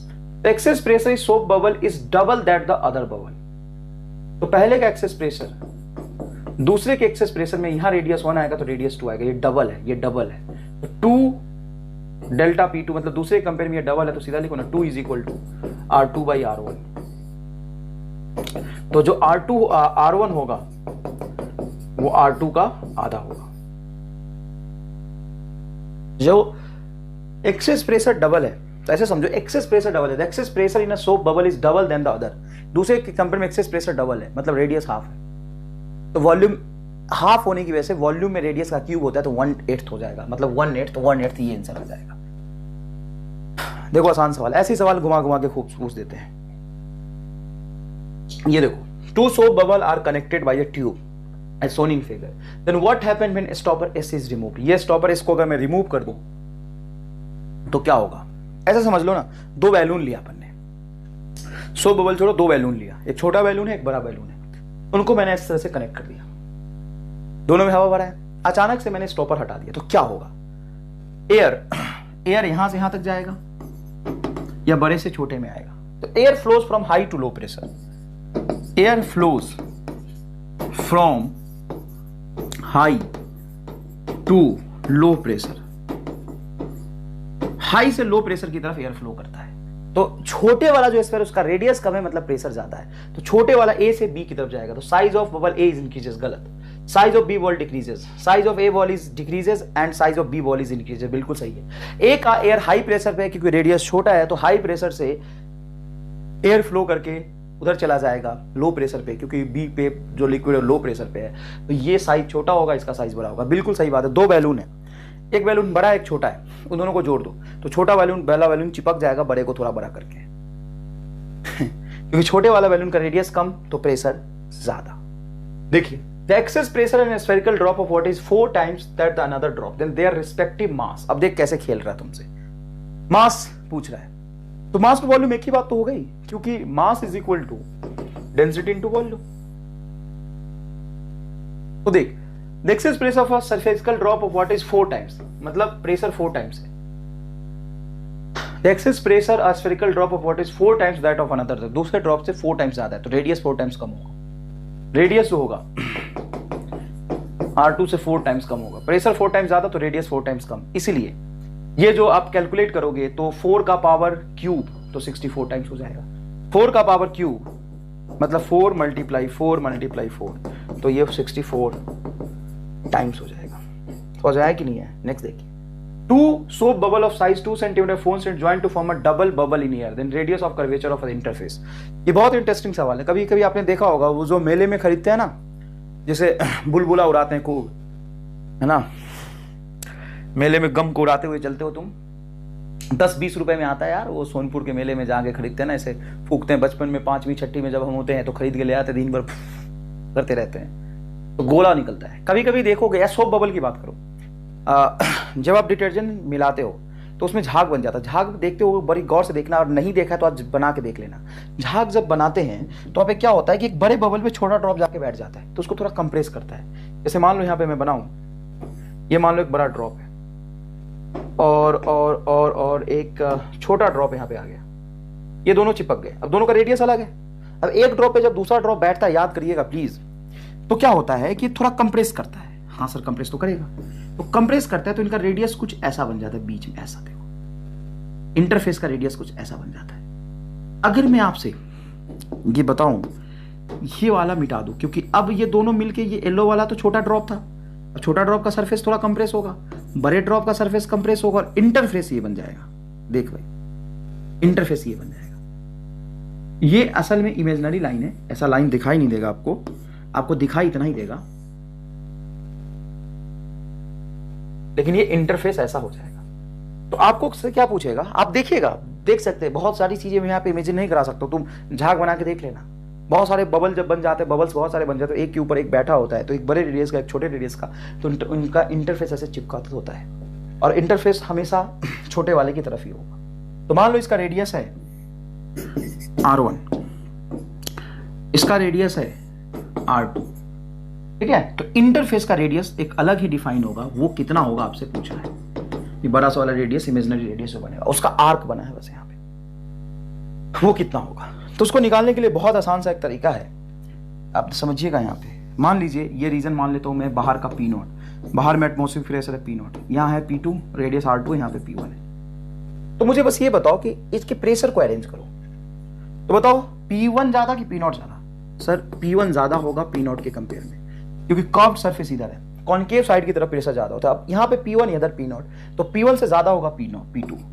ये सीख गया ना तो तुम्हें excess pressure समझ आ गया बेटा। ये अगर समझ गया तो एक्सेस प्रेशर समझ आ गया। बताओ यहाँ पे ध्यान से कहाँ पे प्रेशर ज्यादा होगा, यहाँ पे कि यहाँ पे। तो देखो इसके कंपेयर में ये कॉन्केव है, इसके कंपेयर में ये कॉन्केव है। अब प्रूफ कर देता हूं मैं, फॉर्मूला भी लिख देता हूं, ये आएगा formula, radius of interface 1/r is equal to 1/r1 minus 1/r2। ले, अब मैं इसको प्रूफ भी कर देता हूं, देखो कैसे प्रूफ करूंगा। डेल्टा पी, आप कह रहे हो कि P1 ज्यादा होगा, हाँ बिल्कुल ज्यादा होगा। कितना ज्यादा होगा, तो P1 minus P0, sorry P0, हाँ P1 minus P0 excess pressure 2S/R1, ये होगा, बिल्कुल होगा। अब नेक्स्ट देखो, इधर दोनों में कंपेयर करूं तो ये होगा तुम्हारा P2 ज्यादा होगा minus P1 is equal to 2S by interface का रेडियस। यहाँ पे P1 इधर पे P2 और ये P2 ये P0, तो ये P2 ज्यादा होगा P0 से, तो होगा P2 minus P0 is equal to 2S/R2। अब इसे प्रूव कर लो। सर कैसे करें, हमें तो नहीं आ रहा। इक्वेशन नंबर 1 को थर्ड से घटा दो, इक्वेशन नंबर 1 को थर्ड से घटाओगे तो ये आएगा P1 माइनस P0, P0 से P0 कैंसिल हो जाएगा, P1 माइनस P2 आ जाएगा तुम्हारा 2S/R1 माइनस 2S/R2, है ना, सब्ट्रैक्ट होगा, सब्ट्रैक्ट कर दो, सब्ट्रैक्ट कर रहा हूं, तो 2S/R1 minus 2S/R2 is equal to 2S/R, 2S से 2S कट जाएगा, ये डिफाइन हो जाएगा। यहाँ से R1 की वैल्यू दी है 2 सेंटीमीटर, R2 की वैल्यू है 4। अब बच्चे ये भी पूछ सकते हैं कि सर इसमें R1 किसका ले, R2 किसका ले। सुन ध्यान से, R1 R2 कुछ भी ले लो कोई फर्क नहीं पड़ता, R1 R2 कुछ भी ले लो कोई फर्क नहीं पड़ता। सर कैसे, कुछ भी कैसे ले सकते हैं, तो कुछ भी इसलिए ले सकते हैं, ध्यान से सुनिएगा। होगा क्या, माइनस आ जाएगा रेडियस, इसको पहले ले लोगे, R1 छोटे वाले को पहले ले लोगे या बड़े वाले को पहले ले लोगे तो आना प्लस होगा, तो माइनस आ जाएगा, तो क्या फर्क पड़ता है, रेडियस माइनस थोड़ी ना होता है। तो ज्यादा दिमाग पे लोड मत दो, इसको रट लो, ज्यादा दिमाग पे लोड मत दो, इसको रट लो। 1/r इज इक्वल टू होता है 1/r1 माइनस 1/r2। नेक्स्ट देखिएगा, spherical drop of water has 1 mm radius, ठीक है। If the surface tension is इतना, ठीक है, then difference of pressure between inside and outside क्या है, स्फेरिकल ड्रॉप। देख, जब स्फेरिकल ड्रॉप की बात करी ना तो सिंपल 2S/R हो जाएगा, रेडियस भी दिया, सरफेस टेंशन भी दिया, तो कोई सवाल ही नहीं है, बहुत आसान है। अच्छा, इस पे एक सवाल और पूछते हैं, मैं देखता हूं आगे क्या है। कॉन्टैक्ट एंगल से पहले एक सवाल और होता है, मैं लिखना भूल गया, देखना। Two liquid drop of same surface tension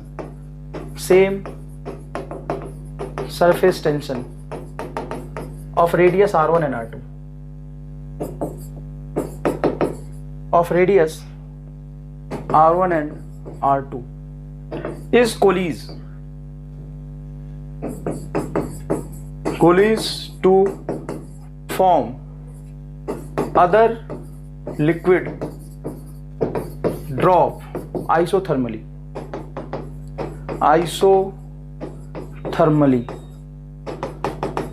then find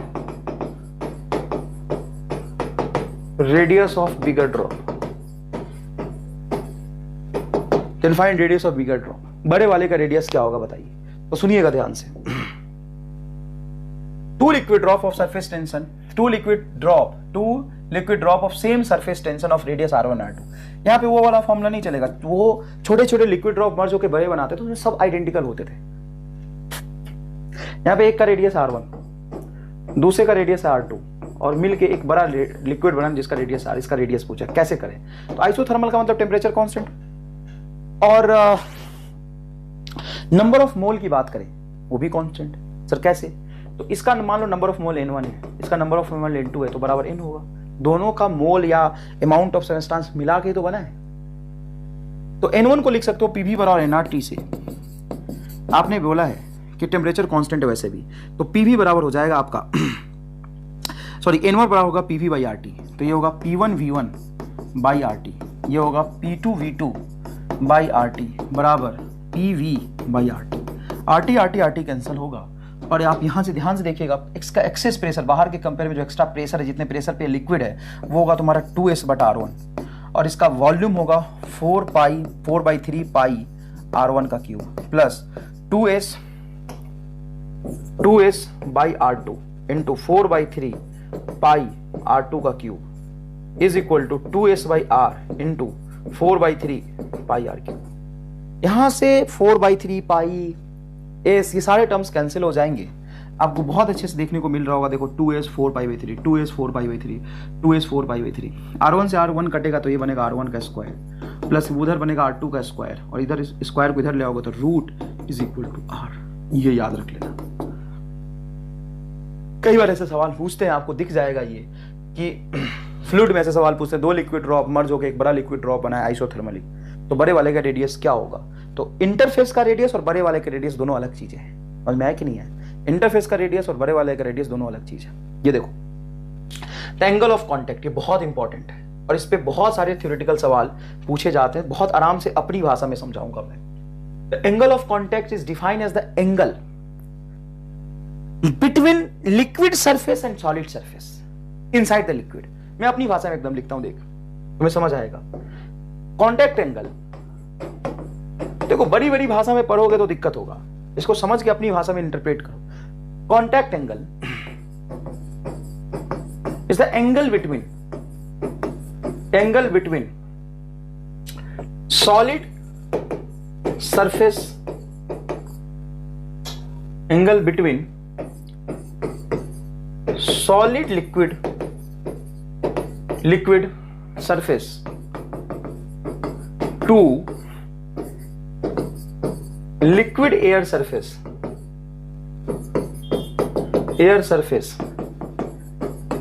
inside the liquid. Contact angle is angle between the solid liquid surface to liquid air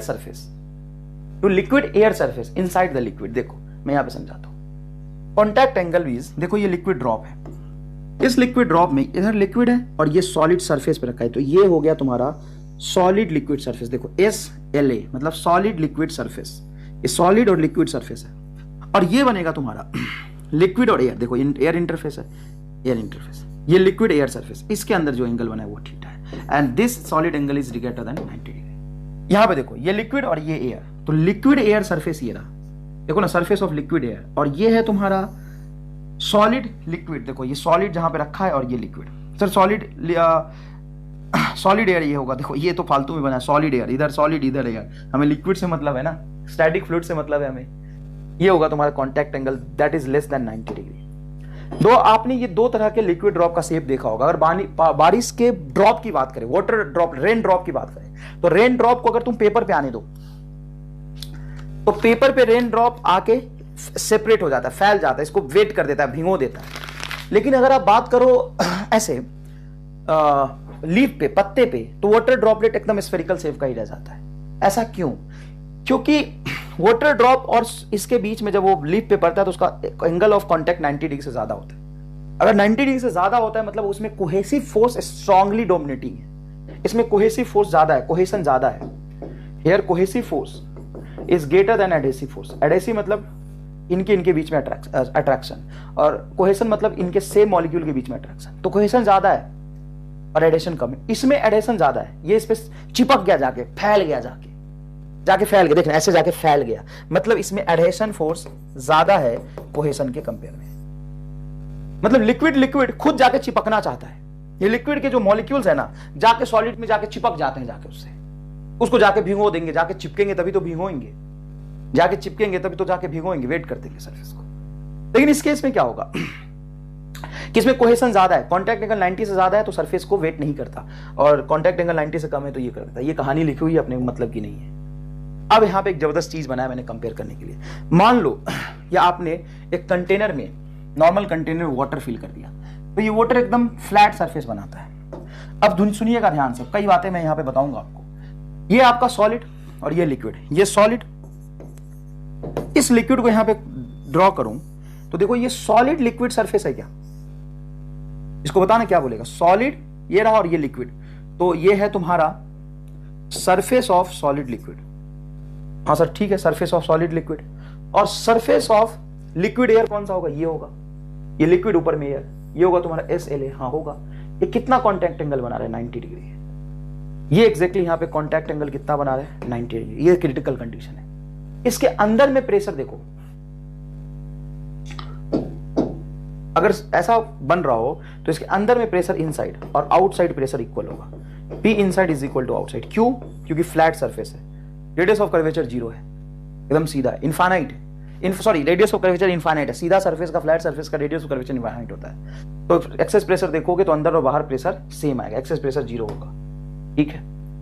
अब यहां पे समझना, यहां पे कोई एटम अपन ने FBD बनाया है इसका, तो ये सारे लिक्विड वाले मॉलिक्यूल इस लिक्विड के मॉलिक्यूल को कौन से फोर्स लगाएंगे, सर कोहेसिव फोर्स। और इधर इधर इधर लगेगा तो नेट कोहेशन इधर आएगा क्या, हाँ ये कोहेसिव फोर्स इधर आएगा। और ये जो सॉलिड सरफेस है वो इस लिक्विड को अपनी तरफ खींचेगा एडहेसिव फोर्स से। तो ये इधर लगेगा एकदम सरफेस से परपेंडिकुलर, क्योंकि ये पूरा ये सॉलिड ये सब मिलके इसको अपनी तरफ खींच रहेगा इस FA से। तो ये एडहेसिव है और ये कोहेसिव है। तो यहां पे अगर तुम कंपेयर करो तो ये नेट बीच में आया है तो ये एंगल होगा 45। हाँ, तो FC का ये कंपोनेंट क्या होगा, तो ये होगा सर, इधर तो होगा पूरा का पूरा FAX में और ये होगा FC/√2। तो अगर FA FC/√2 के बराबर है तो कॉन्टैक्ट एंगल डिफाइन होगा 90 डिग्री। कॉन्टैक्ट एंगल कितना डिफाइन होगा, 90 डिग्री। ऐसा सरफेस बने। ठीक है सर, बहुत बढ़िया, अच्छा लगा देख के। अब ये दूसरे की केस में बात करते हैं। HG को अगर तुम फिल कर दोगे, HG ये बनाएगा। और अगर सिल्वर के कंटेनर में वाटर को फिल कर दो, ये सिल्वर का कंटेनर है, इसमें वाटर को फिल करो तो वाटर सिल्वर के कंटेनर में जाके चिपक जाता है। इसमें ध्यान से देखो तो कई बार मैं क्लास में पढ़ाता हूं तो बच्चा पूछता है कि सर आप यहां पे ले लेते हो इसको FC और कहते हो कि अभी भी इधर जो कंपोनेंट आएगा वो FC/√2 आएगा। सर ये कैसे हो सकता है? ये ऐसे हो सकता है कि असल में ये जो सरफेस बना है ना, इतना तिरछा नहीं हो जाएगा, ऐसा होता है नॉर्मली।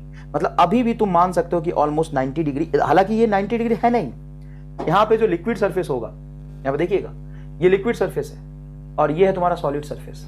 ये जो एंगल बन रहा है ये theta is less than 90 degree है।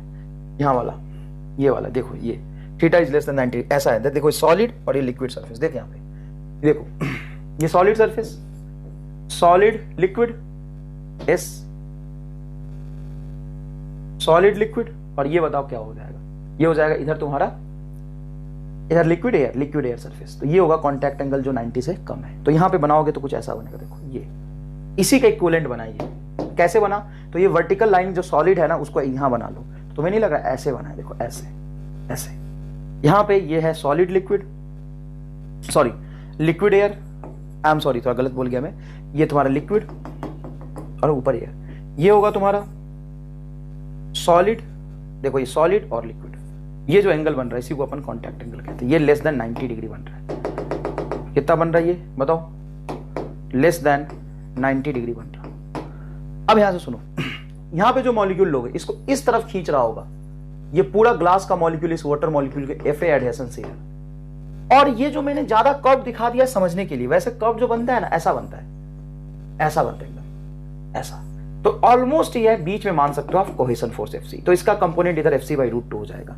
लेकिन इस बार जो FC/√2 होगा वो कम हो जाएगा FA से। कैसे, तो खींच लिया ना, ये वाले मॉलिक्यूल को पकड़ के सॉलिड खींच लिया अपनी तरफ से, चिपक गया इन दो जाके। इसमें क्या अब बताओ, कोहेसिव फोर्स कम है, इसमें कोहेसिव फोर्स कम है और एडहेसिव फोर्स ज्यादा है। इस मॉलिक्यूल को पकड़ के ग्लास अपनी तरफ चिपका लिया। समझ में आया कि नहीं है? तो अब ये सरफेस को वेट कर देगा। सरफेस देखो, सरफेस विल वेट, सरफेस भिगा देगा, सरफेस पे चढ़ गया। समझ में आया कि नहीं है? तो देखो, और यहां पे देखोगे तो ये जो होगा आपका, इधर हो जाएगा आपका FC नेट और इधर हो जाएगा आपका FA। अब एक बार ध्यान से देखो कि डोमिनेटिंग कौन है। सर FA इस बार कम होगा और FC/√2 ज्यादा होगा। और अभी भी √2 क्यों ले रहा हूं मैं बताता हूं। ये सरफेस मैंने दिखाने के लिए ऐसा बनाया, लेकिन जो सरफेस होता है कंटेनर में वो ऐसा होता है, ऐसा होता है। तो तुम ऑलमोस्ट बीच में बांध सकते हो ना बेटा 45 पे। तो इधर हो जाएगा 45√2। तो देखो ये हो जाएगा FC/√2 is less than FA। यहाँ पे सरफेस जो बनेगा कुछ ऐसा बनेगा। ये आपका लिक्विड एयर, ये है आपका liquid solid. Surface of liquid and solid greater than 90 degree. Surface will not wet, surface will not wet. क्यों? क्योंकि कोहेसिव फोर्स इसमें डोमिनेटिंग है। बस इतना इसमें समझना होता है, कोई खास बात नहीं है। देखो डिफरेंट मॉलिक्यूल के बीच में एडहेशन और सेम मॉलिक्यूल के बीच में कोहेशन। सेम मॉलिक्यूल के बीच में क्या लगता है, कोहेशन। समझ में आया कि नहीं आया? ठीक है। अब इससे थ्योरेटिकल सवाल क्या पूछेंगे, अगर कॉन्टैक्ट एंगल 90 है, कॉन्टैक्ट एंगल 90 है तो सरफेस को वेट करेगा या नहीं करेगा? नहीं करेगा। कॉन्टैक्ट एंगल 90 का मतलब कोहेशन और एडेशन बराबर होगा। अगर कॉन्टैक्ट एंगल 90 से कम है, 90 से कम है मतलब वो अपने आप में संकुचित रह जाएगा, मतलब कॉन्ट्रैक्टेड रह जाएगा, वो फैलेगा नहीं, जाके चिपकेगा नहीं, तो भिगोएगा नहीं, वेट नहीं करेगा सरफेस को, कॉन्ट्रैक्टेड फील होगा। अगर एंगल 90 से कम है तो देखो अच्छे से एक बार और, एंगल 90 से कम है, या ना क्या कर दिया मैंने, एंगल 90 से कम है, हाँ देखो एंगल 90 से कम है, एंगल 90 से कम है तो जाके वेट कर देगा, आई एम सॉरी, एंगल 90 से कम होगा तो जाके उसको वेट कर देगा। एंगल देखो, लिक्विड ड्रॉप इस पे जाके फैल जाएगा, एंगल 90 से कम होगा तो वेट कर देगा सरफेस को। एंगल 90 से ज्यादा है तो कॉन्ट्रैक्टेड रहेगा। देखो ये आपका लिक्विड एयर, ये आपका लिक्विड सॉलिड, एंगल देखो 90 से ज्यादा है। 90 से अब ज्यादा हो गया, 120 150 नहीं होता, थोड़ा ही स्लाइटली ज्यादा होता है। ठीक है।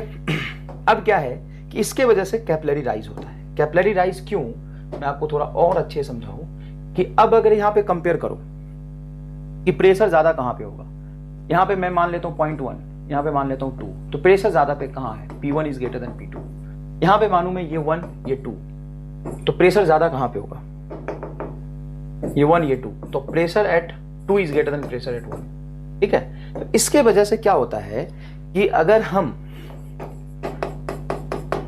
कैपिलरी राइज, अगर हम बैरोमीटर वाला एक्सपेरिमेंट फिर से रिपीट करें, बैरोमीटर वाला जो कराया था एकदम वही बैरोमीटर वाला, कोई खास बात नहीं है, एकदम बैरोमीटर वाला एक्सपेरिमेंट अगर फिर से रिपीट करें, कौन सा एक्सपेरिमेंट बेटा, बैरोमीटर वाला एक्सपेरिमेंट। और उस एक्सपेरिमेंट में इतना ध्यान रखें कि ऊपर वाला जो यू ट्यूब था वो ऊपर ओपन है, बस ये हमने यहाँ पे डिफरेंस क्रिएट किया है।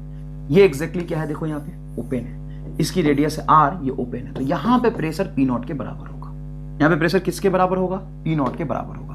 ये मान लो 1 है, ये 2 है, यहाँ पे प्रेशर पी नॉट के बराबर होगा पूरे में। अब जब लिक्विड को अंदर रखते हैं तो ऊपर राइज कर जाता है, ये थोड़ा सा ऊपर राइज कर गया है। अब कितना राइज किया हमें निकालना है, तो सबसे पहले आपका सवाल ये होना चाहिए, सर राइज क्यों करेगा। यहां पे अगर आप मानो प्रेशर है P नॉट, सेम लाइन पे यहां पे प्रेशर है P नॉट, तो यहां पे भी प्रेशर होगा P नॉट, एकदम सही बात है, प्रेशर P नॉट होगा, यहां पे भी प्रेशर P नॉट होगा, यहां पे भी प्रेशर P नॉट होगा। लिख लेता हूं मैं इधर, चल देख, pressure at A just inside outside A atmospheric pressure की इक्वल होगा, यहाँ पे एटमॉस्फेयर है P naught is equal to pressure at B is equal to P naught. तो ए पे प्रेशर, बी पे प्रेशर एग्जैक्टली P नॉट के equal होगा। क्यों, क्योंकि भले ही यहाँ लिक्विड राइज कर गया लेकिन सेम लाइन पे प्रेशर सेम होना चाहिए, कई बार बता दिया मैंने। सर ठीक है, ये तो हमें समझ आ गया, लेकिन सर मान लीजिए यहां पे प्रेशर मान लीजिए कुछ P2 है और यहां से P2 से हम यहां चल के आएंगे, मान लीजिए जस्ट लिक्विड के अंदर यहां पे प्रेशर P2 लिखा है मैंने, इस पॉइंट पे प्रेशर P2 है, P2 प्लस नीचे आएंगे रो डेंसिटी की लिक्विड है तो plus rho GH is equal to, यहां पे आप बोल रहे हो बी पॉइंट पे प्रेशर P नॉट के बराबर है, ये मैंने यहां से चल के लिखा है। यहां पे प्रेशर बोलो कितना है, P2 plus rho GH, P2 यहां पे प्रेशर P2, देख इधर P2 प्लस रो GH बराबर PB, और PB किसके बराबर है, P नॉट के बराबर।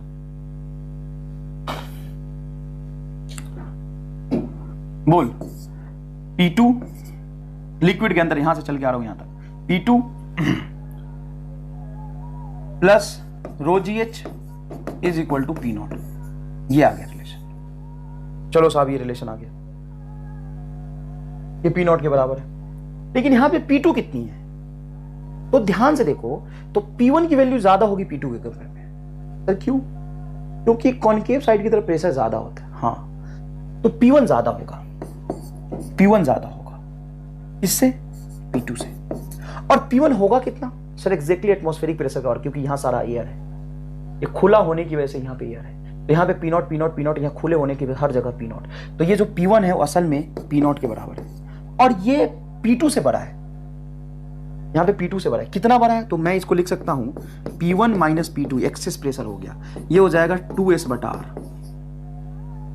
कितना हो जाएगा बोलो, 2S बटा R, कोई खास बात नहीं है, कितना हो जाएगा बोलो 2S बटा R। अब यहां पे देखो P1 को क्या लिख सकता हूं मैं, P नॉट, P2 को उधर ले जाता हूं तो 2S by R plus P2।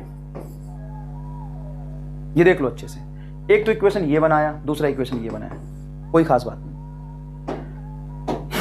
फिर से समझाता हूं, बताओ यहाँ पे पी नॉट और पी वन बराबर होगा नहीं, देखो ये पी नॉट यहाँ पे पूरा एयर है, एयर है यार, तो यहाँ पे पी नॉट होगा, तो पी वन और पी नॉट और पी वन बराबर होगा, और ये ज्यादा होना चाहिए कितना, तो excess pressure P one minus P two is equal to 2s/r। P one को मैं लिख सकता हूँ पी नॉट और पी टू को उधर ले जाऊंगा तो 2s/r प्लस पी टू। अब इस पी नॉट की वैल्यू इक्वेशन 1 में पुट कर दो। ये थोड़ा सा लेंदी है, जबकि मैं बहुत कम लेंदी फॉर्म में कर रहा हूँ, ये 2 ही लाइन में मैंने प्रूफ कर दिया, किताबों देखो 1.5 पेज में करते हैं। इस पी नॉट की वैल्यू यहाँ पे पुट करोगे तो देखो इधर है P two plus rho g h using equation 1 and 2 is equal to P naught. P naught की वैल्यू बोलो क्या है, 2s/r प्लस पी टू, तो पी टू से पी टू कैंसिल हो गया, तो यहां से h बराबर आ गया 2s/ρg/r। ये है height of capillary tube. Capillary tube में जो लिक्विड ऊपर गया है वो कितना जाएगा, तो ρgh बराबर 2s/r। इसको दूसरे तरीके से समझा दो सर, समझाओ, ये कई बार आपने P2 P not P2 P not कर लिया। आओ ये सब गोली मारो, ये किताबों वाला मेथड है, एमआर स्टाइल देखो। ये लिक्विड है, सॉरी कैपिलरी ट्यूब लिया, ये कंटेनर लिया, यहां पे मैंने लिक्विड फिल कर दिया। अब मैं अगर आपको समझाऊं कि कैपिलरी बैरोमीटर की अगर बात की जाए तो बैरोमीटर में लिक्विड तो इस वजह से, सुनना अब मेन स्टाइल अब है मेरा, अब मैं समझा रहा हूं। बैरोमीटर में लिक्विड तो इसलिए राइज किया था कि ऊपर बंद था, तो आप कहते थे कि ऊपर बंद है तो ऊपर प्रेशर है नहीं, खाली हो गया। यहां पे प्रेशर पी नॉट होना चाहिए था, हाँ बिल्कुल होना चाहिए था, अभी भी पी नॉट होगा। यहां पे प्रेशर पी नॉट होना चाहिए था, यहां भी प्रेशर पी नॉट होना चाहिए था। तो लिक्विड इसलिए राइज कर रहा था क्योंकि यहां पे एटमॉस्फेयर नहीं था, तो एटमॉस्फेयर नहीं था तो लिक्विड ऊपर राइज किया। अब तो कह रहे हो साहब ऊपर खुला है, अब कह रहे हो आपके ऊपर खुला है, तो ऊपर बोलो एटमॉस्फेरिक प्रेशर पी नॉट, यहां पे बोलो एटमॉस्फेरिक प्रेशर पी नॉट, यहां पे बोलो एटमॉस्फेरिक प्रेशर कितना होना चाहिए पी नॉट, यहां पे पी नॉट, तो राइज करेगा क्यों बताओ? राइज करेगा क्यों? लो भैया, सारी कहानी अभी सुना दी ना, कई लोगों को समझ आ गया होगा कि वाह यार सर समझ आ गया, आपने थोड़ा ठीक ही कराया है, समझ आ गया सर, क्या दिक्कत है? यहाँ पे कह रहे हो ज्यादा होगा कम होगा, ये आ गया आ गया आ गया, h बराबर 2s/ρg/r फॉर्मूला रट के सवाल कर लेंगे।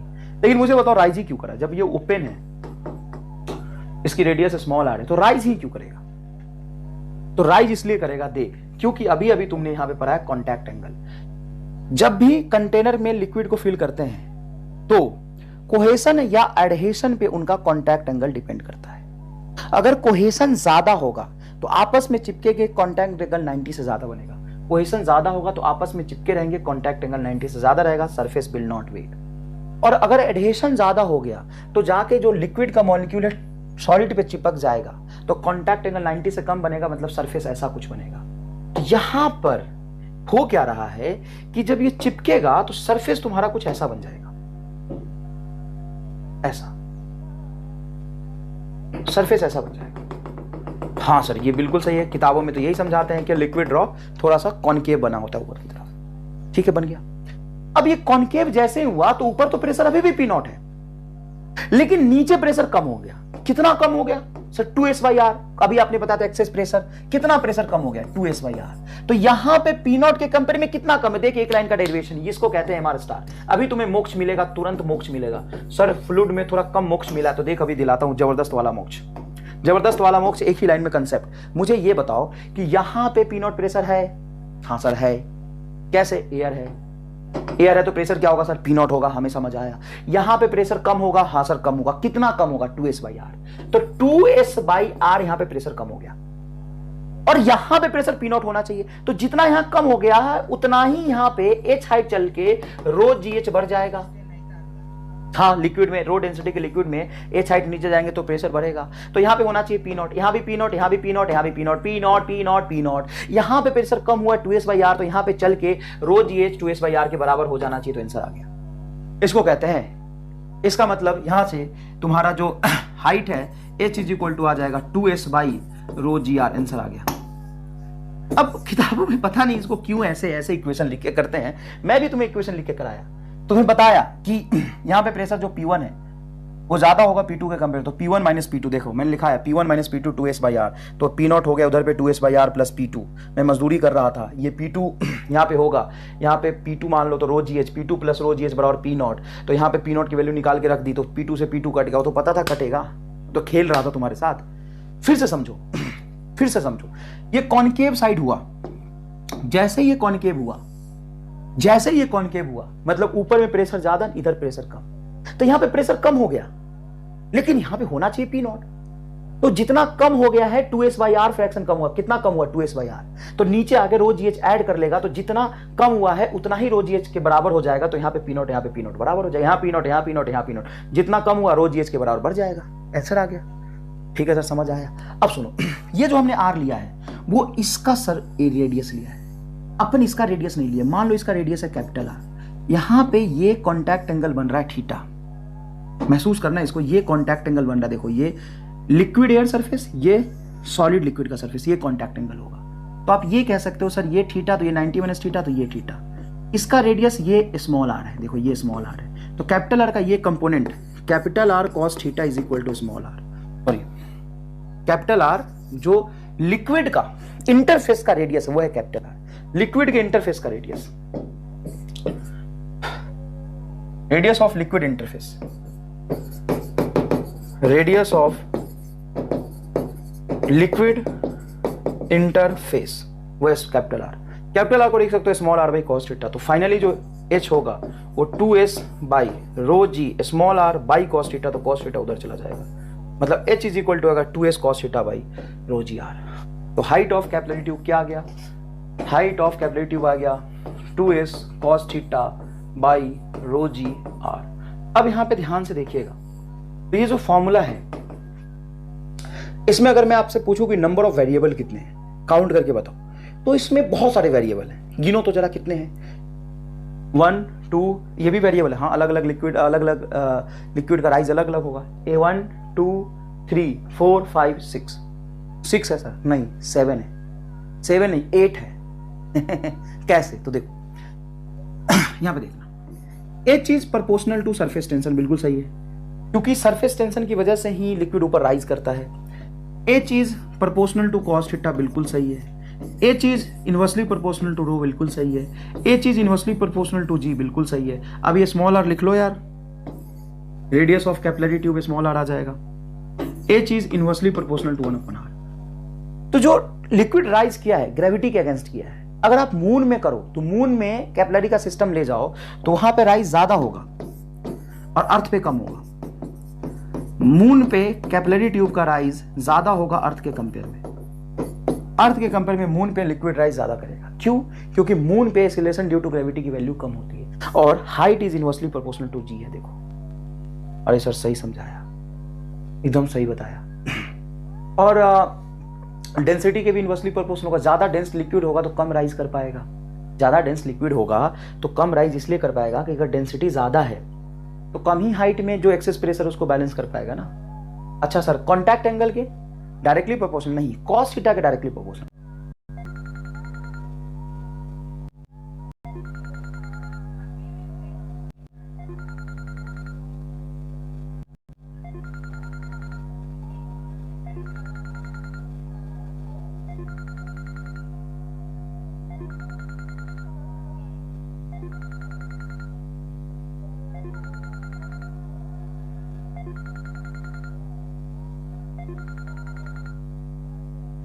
थीटा अगर बढ़ता है तो कॉस थीटा की वैल्यू डिक्रीज होती है। कॉस थीटा खुद इनवर्सली प्रोपोर्शनल थीटा होता है, तो यहां पे जो हाइट होगा वो इनवर्सली प्रोपोर्शनल टू थीटा होगा। तो कितने सारे फॉर्मूले बन गए बताओ। अच्छा, एक उसकी बात करेंगे अपन, लिफ्ट की बात करेंगे। लिफ्ट अगर ऊपर जा रहा, इसमें एक कंटेनर में लिक्विड डाल के रख दो, तो इसमें जो लिक्विड राइज कर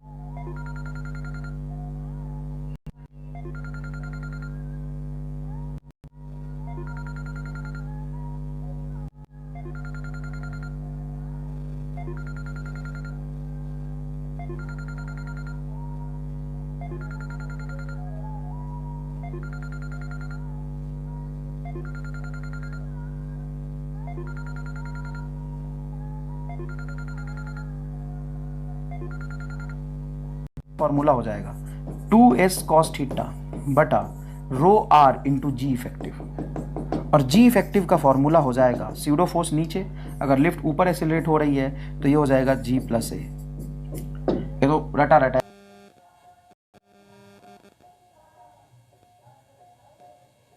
चलो अब आगे देखते हैं। थीटा अगर बढ़ता है तो कॉस थीटा की वैल्यू डिक्रीज होती है, कॉस थीटा खुद इनवर्सली प्रोपोर्शनल थीटा होता है, तो यहाँ पे जो हाइट होगा वो इनवर्सली प्रोपोर्शनल टू थीटा होगा। कितने सारे फॉर्मूले बन गए बताओ। अच्छा, एक उसकी बात करेंगे अपन, लिफ्ट की बात करेंगे। लिफ्ट अगर ऊपर जा रहा, इसमें एक कंटेनर में लिक्विड डाल के रख दो, तो इसमें जो लिक्विड राइज करेगा एच का फॉर्मूला हो जाएगा 2s cos थीटा बटा रो आर इंटू जी इफेक्टिव, और जी इफेक्टिव का फॉर्मूला हो जाएगा स्यूडो फोर्स नीचे, अगर लिफ्ट ऊपर एक्सेलरेट हो रही है तो ये हो जाएगा जी प्लस ए। ये तो रटा रटाया चीज़ है, कोई खास बात नहीं, ठीक है बेटा। चलो अब आगे देखते हैं, ये सवाल देखते हैं। Capillary tube of radius r is immersed in a liquid and mass of liquid which is rise up is M. If the radius of tube is double then mass of liquid which rise in a capillary tube will be. कितना mass capillary tube में rise करेगा तो और देखते हैं, समझना। मास is equal to होता है डेंसिटी इंटू वॉल्यूम। डेंसिटी और जो इस लिक्विड में राइज करेगा इसका एरिया ए और हाइट एच, तो लिख सकते हैं एरिया ए और हाइट एच। तो मास बराबर हो जाएगा रो ए, और हाइट का फॉर्मूला वही तो कैपिलरी राइज एच हाइट का फॉर्मूला निकाला है 2s cos theta divided by rho g r. Rho g r, एक मिनट सर, यहाँ पे रो जी आर इसका रेडियस लिखा है, तो एरिया भी तो इसका cross section area pi R square हो जाएगा। हाँ, तो ये होगा rho into pi R square. R square से आर कैंसिल होगा, तो mass is proportional to R. मतलब अगर आप डबल रेडियस का कैपिलरी ट्यूब यूज करेंगे तो उसमें डबल मास राइज करेगा, लेकिन height is inversely proportional to radius. Height is inversely proportional radius, यहाँ देखिए बहुत इंपॉर्टेंट पैरामीटर है। यहाँ पे सवाल n नंबर ऑफ टर्म्स पूछे जा सकते हैं, क्योंकि आप वेरिएबल देखो कितने बन गए, समझ में आया कि नहीं है, वेरिएबल बहुत बन गए। तो बताइए इसमें कितना मास राइज करेगा, तो रेडियस डबल गया है तो मास डबल राइज करेगा। हाफ कराए कि क्या कराए, डबल, तो mass double. Mass is directly proportional to R. एक जबरदस्त कंसेप्ट सिखाता हूँ। Potential energy of a liquid rise in a capillary tube. Potential energy of a liquid rise in a capillary tube में जो पोटेंशियल एनर्जी होगा वो तो mgh होगा, gravitational potential energy. Mass is directly proportional to R और height is inversely proportional to R, तो R से R cancel होगा, मतलब potential energy does not depends upon R. अब सुनना, अगर आप रेडियस को बढ़ाओगे तो height inversely proportional to R होगा, रेडियस को बढ़ाओगे तो mass directly proportional to R होगा, but change in potential energy does not depends on radius. और मान लो कि एक कैपिलरी ट्यूब में आर रेडियस है तो ये हाइट वाइट है, रेडियस को हाफ कर दिया तो हाइट डबल, जो लिक्विड राइज किया डबल हाइट तक राइज करेगा। अब पहले के कंपेयर में मास हाफ राइज करेगा, रेडियस हाफ किया तो, और रेडियस तुम कुछ भी करो, जो पोटेंशियल एनर्जी पहले राइज करा था वही राइज करेगा। Rise in potential energy does not depends upon radius. समझ में आया? आगे देखो, capillary tube is dip in a water and it is 20 centimetre outside the water. मतलब एक कैपिलरी ट्यूब है, इसको अपन ने वाटर में फिल कर दिया, तो वाटर में कितने हाइट तक राइज करेगा ये, वो बताया कि 20 सेंटीमीटर तक राइज कर रहा है, यहाँ से यहाँ तक 20 centimetre. Then the water rise up to, water क्या है, capillary tube dipped in a water and it is 20 centimetre outside the water. I am sorry, ये 20 सेंटीमीटर लेंथ है इसका, 20 सेंटीमीटर लेंथ है कैपिलरी ट्यूब का आउटसाइड वाटर। वाटर के बाहर ये 20 सेंटीमीटर लेंथ तक है, वाटर के बाहर ये 20 सेंटीमीटर लेंथ तक है। The water rise up to 8 centimetre, water सिर्फ 8 सेंटीमीटर तक राइज हुआ है। If the entire arrangement is put in a freely falling elevator then length of the water column in the capillary tube will be. Freely falling water में रख दिया, मतलब इसका नीचे की तरफ एक्सीलरेशन g हो जाएगा, नीचे की तरफ एक्सीलरेशन g हो जाएगा, तो हाइट का फॉर्मूला होता है height is equal to 2s cos theta divided by rho r into g effective. नीचे एक्सेलरेट हो रहा है ना, तो सीडो फोर्स ऊपर लगेगा, तो जी इफेक्टिव आप लिखेंगे 2s cos theta divided by rho R G minus G, तो 1/0 हाइट इनफाइनाइट। तो कैपिलरी ट्यूब में इनफाइनाइट हाइट तो है नहीं, 20 सेंटीमीटर हाइट तक है ये।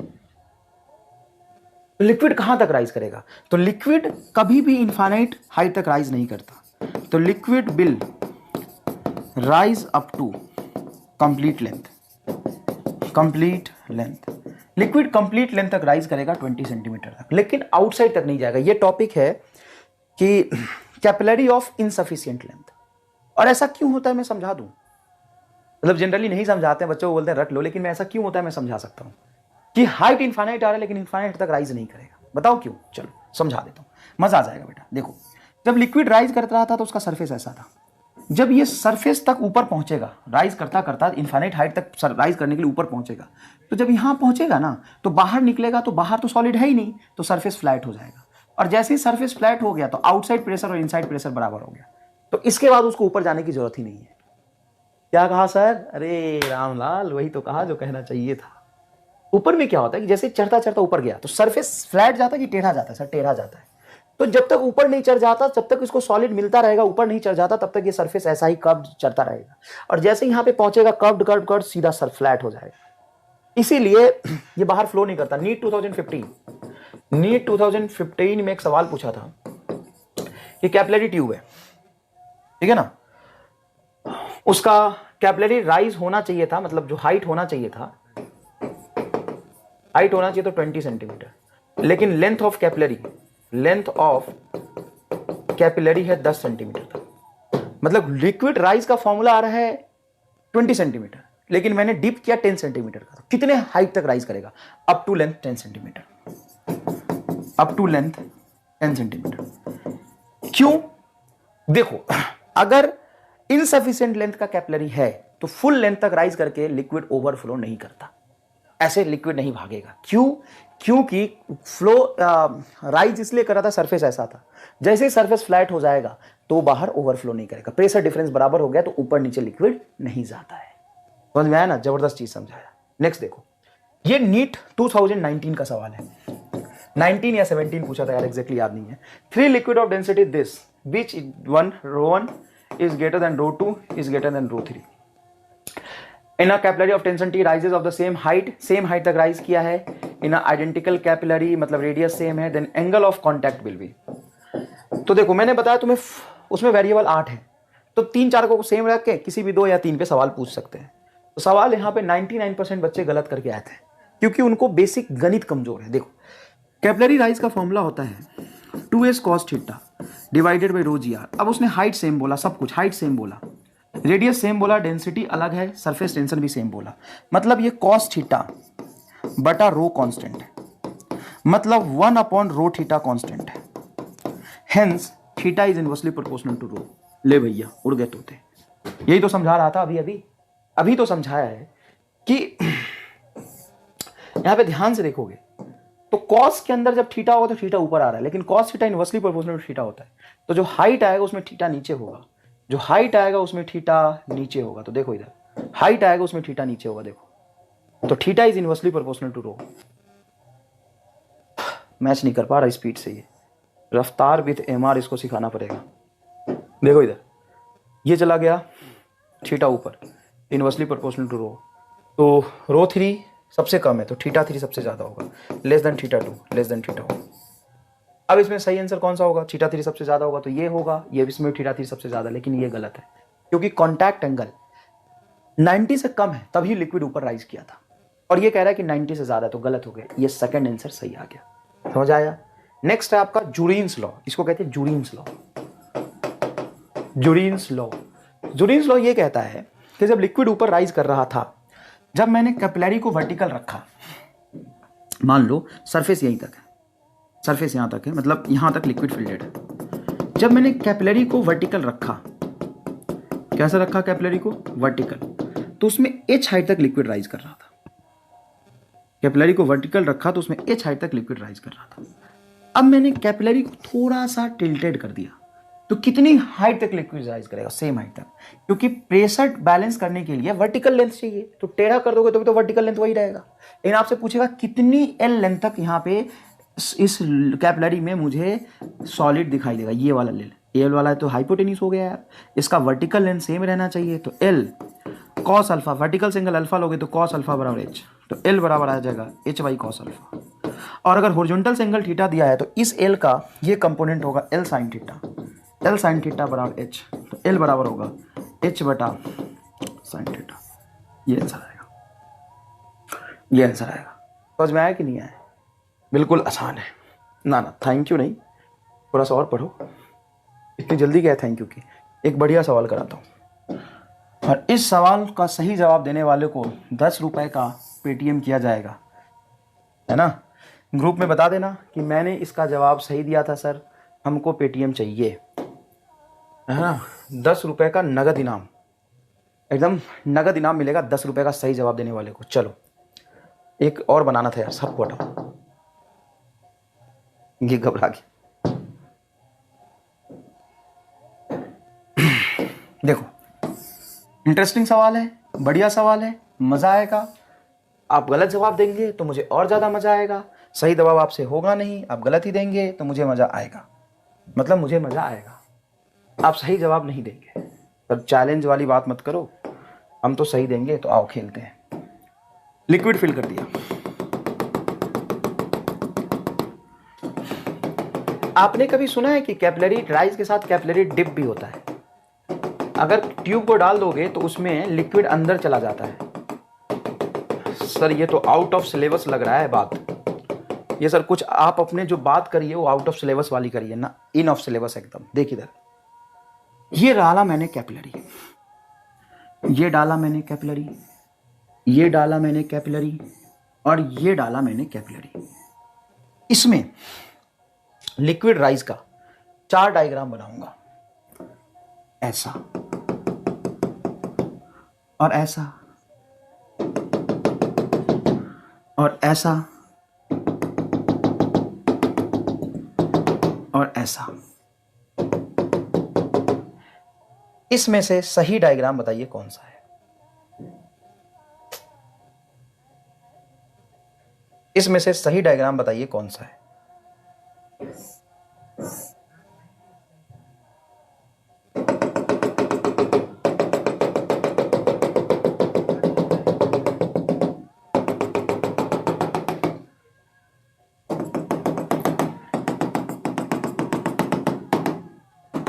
सही डायग्राम बताइए कौन सा है? ए, बी, सी और डी। सही डायग्राम बताइए कौन सा है? स्क्रीन पॉज करिए और फटाफट आंसर दीजिए। एकदम नीट की कसम है, आपको झूठ नहीं बोलना, नीट की कसम है झूठ नहीं बोलना। मैं 10 रुपए तुम्हें दूंगा, पूरे 10 रुपए दूंगा। बहुत बांटे हैं मैंने ऐसे, पिछले 5-7 साल में 10-10 रुपए की गड्डी ले जाके मैंने क्लास में बांट दिए खूब सारे। तो मैं 10 रुपए तुम्हें दूंगा। पेटीएम तुम नंबर दे देना कि सर इस पे पेटीएम चाहिए, लेकिन नीट की कसम है झूठ मत बोलना और सही बताना। बताओ कौन सा जवाब सही है? सर बजट बढ़ाओ सर क्लास में 10 रुपए में मैं नहीं दूंगा भाई। कोर्स के कितने पैसे दिए तुमने, उस हिसाब से बजट ये बहुत ज्यादा है। बताओ, मजाक कर रहा था बेटा। बताओ कौन सा जवाब सही है, कौन सा जवाब सही है ये बताओ फटाफट। क्या लगता है क्या होगा जवाब? क्या लगता है क्या होगा जवाब? तो मैं आपको बता देता हूं, पहला सही है, दूसरा गलत है, तीसरा गलत है, चौथा सही है। ये कैपिलरी डिप मतलब लिक्विड नीचे चला जाएगा। हाँ कैसे जाएगा मैं आपको बताता हूं। देखो यहां पे तुम कह रहे थे कि इस पॉइंट पे 1 पे प्रेशर ज्यादा था 2 के कंपेयर में, तो मतलब 2 पे प्रेशर कम हो गया था। तो प्रेशर कम होने के लिए प्रेशर कम हो गया था, लेकिन यहां पे ए और बी पे प्रेशर बराबर होना चाहिए। तो ए और बी पे प्रेशर बराबर होना चाहिए, इसलिए लिक्विड क्या करा, राइज करा, ताकि ए पर प्रेशर जो है वो बी के बराबर हो जाए लिक्विड प्रेशर की वजह से। बी पे प्रेशर कम था। अब देखो यहां पे तुम गलत कैसे समझो, 1 है ये 2 है, और यहां पे पॉइंट बनाओ ए और बी। तो तुम्हारे हिसाब से ए पे और बी पे प्रेशर ज्यादा होना चाहिए। हाँ सर बिल्कुल। और एक के कंपेयर में प्रेशर कहां है ज्यादा? सर 2 पे, क्योंकि कॉनकेव साइड पे प्रेशर ज्यादा होता है। यहां पे प्रेशर एटमॉस्फेरिक प्रेशर के बराबर है 1 पे, और एटमॉस्फेरिक से यहां पे ज्यादा। और एच हाइट जाऊंगा तो और रोज ये चैट होगा, मतलब यहां पे अगर पी नॉट है तो यहां से थोड़ा ज्यादा होगा, मतलब पी नॉट प्लस कुछ एक्स। यहां से ज्यादा है ना, कॉनकेव साइड की तरफ प्रेशर ज्यादा होता है, तो यहां पे पी नॉट, तो यहां पे कुछ एक्स, तो P not plus x plus rho g H बराबर पी नॉट। तो गलत ही हो गया यार, यहां पे बोल लोगे पी नॉट, यहां पे फिर से समझा रहा हूं, समझ 1 पे बोल प्रेशर और पी नॉट, और उससे ज्यादा होगा 2 पे, तो यहां पे पी नॉट प्लस कुछ एक्स, और एच हाइट नीचे आऊंगा, डेफ नीचे आऊंगा, तो रो जी एच बराबर पी नॉट। तो पी नॉट से पी नॉट कटेगा, ये कैसे बैलेंस होगा? X plus rho g H. गलत है ये डायग्राम। अब सुनना, अब ये सही वाला समझाता हूं। 1 है ये 2 है, तो यहां से प्रेशर 2 पे क्या होगा सर? ज्यादा होगा। यहां पे प्रेशर कितना है? पी नॉट है, और यहां पे पी नॉट से ज्यादा होगा। यहां पे कितना है सर? पी नॉट है, यहां पे भी पी नॉट से ज्यादा होगा रो जी एच, और यहां भी पी नॉट से ज्यादा होगा। तो सरफेस अगर ऐसा बनेगा तो कैपिलरी डीप होता है, और सरफेस ऐसा बनेगा तो कैपिलरी राइज होता है। एक बार और समझाता हूं, इसको समझाता हूं। देख 1 है और 2 है, पता प्रेशर कहां ज्यादा है? सर समझना, मैं पूरी फील के साथ इसको पढ़ा दूंगा, इसको समझा देता हूं पूरी फील के साथ। यहां पे बोल प्रेशर सर पी नॉट, तो यहां पे जो प्रेशर होगा, यहां पे पी नॉट है, यहां पे जो प्रेशर होगा यहाँ पे वो पी नॉट से ज़्यादा होगा। यहाँ पे पी नॉट है, एच हाइट नीचे आओगे तो यहाँ पे प्रेशर पी नॉट से ज़्यादा होगा। ठीक है। अब ये कह रहा है कि यहाँ पे प्रेशर पी नॉट है और यहाँ पे प्रेशर पी नॉट से कम है। यहाँ पे दो पे प्रेशर पी नॉट से कम है, ऊपर ज़्यादा होगा नीचे कम होगा, तो यहाँ पे प्रेशर पी नॉट से कम है, लेकिन यहाँ पे प्रेशर पी नॉट से ज़्यादा है, तो गलत हुआ। सरफेस ऐसा बना तो यहाँ पे कॉनकेव में प्रेशर ज़्यादा, यहाँ पे प्रेशर ज़्यादा, यहाँ पे कम, तो यहाँ पे प्रेशर पी नॉट से कम है, और ये कह रहा है नहीं यहाँ पे प्रेशर पी नॉट से ज़्यादा है, तो गलत हुआ ना ये डायग्राम। अब चलो इसको याद रखने का आसान तरीका बताता हूँ, सुनो। लिक्विड ऊपर कब चढ़ता है? जब कांटेक्ट एंगल 90 से कम होगा, सॉलिड को वेट कर देगा तो चिपकेगा सॉलिड पे, और चिपकेगा तभी तो भिगोएगा, तभी तो चढ़ेगा। अरे चिपकेगा तभी तो चढ़ेगा। ये ऐसे जाके देख, ये लिक्विड जो है ना, ये फैल के सॉलिड पे चिपक गया जाके, जब चिपक गया तो चढ़ गया, ऊपर राइज कर गया। चिपकेगा तो चढ़ेगा, और जब चिपकेगा ही नहीं तो चढ़ेगा कैसे? ये खुद में ही कंप्रेस हो गया, तो खुद में ही कंप्रेस हो जाए। देखो ये खुद में ही कंप्रेस हो जाए, देखो ये खुद में कंप्रेस हो गया। यहाँ पे एंगल जो है 90 से ज्यादा है, तो याद रखना अगर कांटेक्ट एंगल 90 से ज्यादा है तो कैपिलरी डीप होता है। कांटेक्ट एंगल 90 से ज्यादा है, contact angle is greater than 90 तो कैपिलरी डीप होगा, और कांटेक्ट एंगल 90 से कम है, कांटेक्ट एंगल लेस देन 90 तो कैपिलरी राइज होगा। बताओ समझ आया कि नहीं? Capillary dip and capillary rise. बढ़िया लगा? ठीक है। 10 रुपए ये इनाम के जो विजेता है अपने नाम खुद ही बता देंगे, हमें कोई दिक्कत नहीं। 10-10 रुपए सबको पूरे और बराबर मिलेंगे, कोई बेईमानी नहीं होगी। धन्यवाद।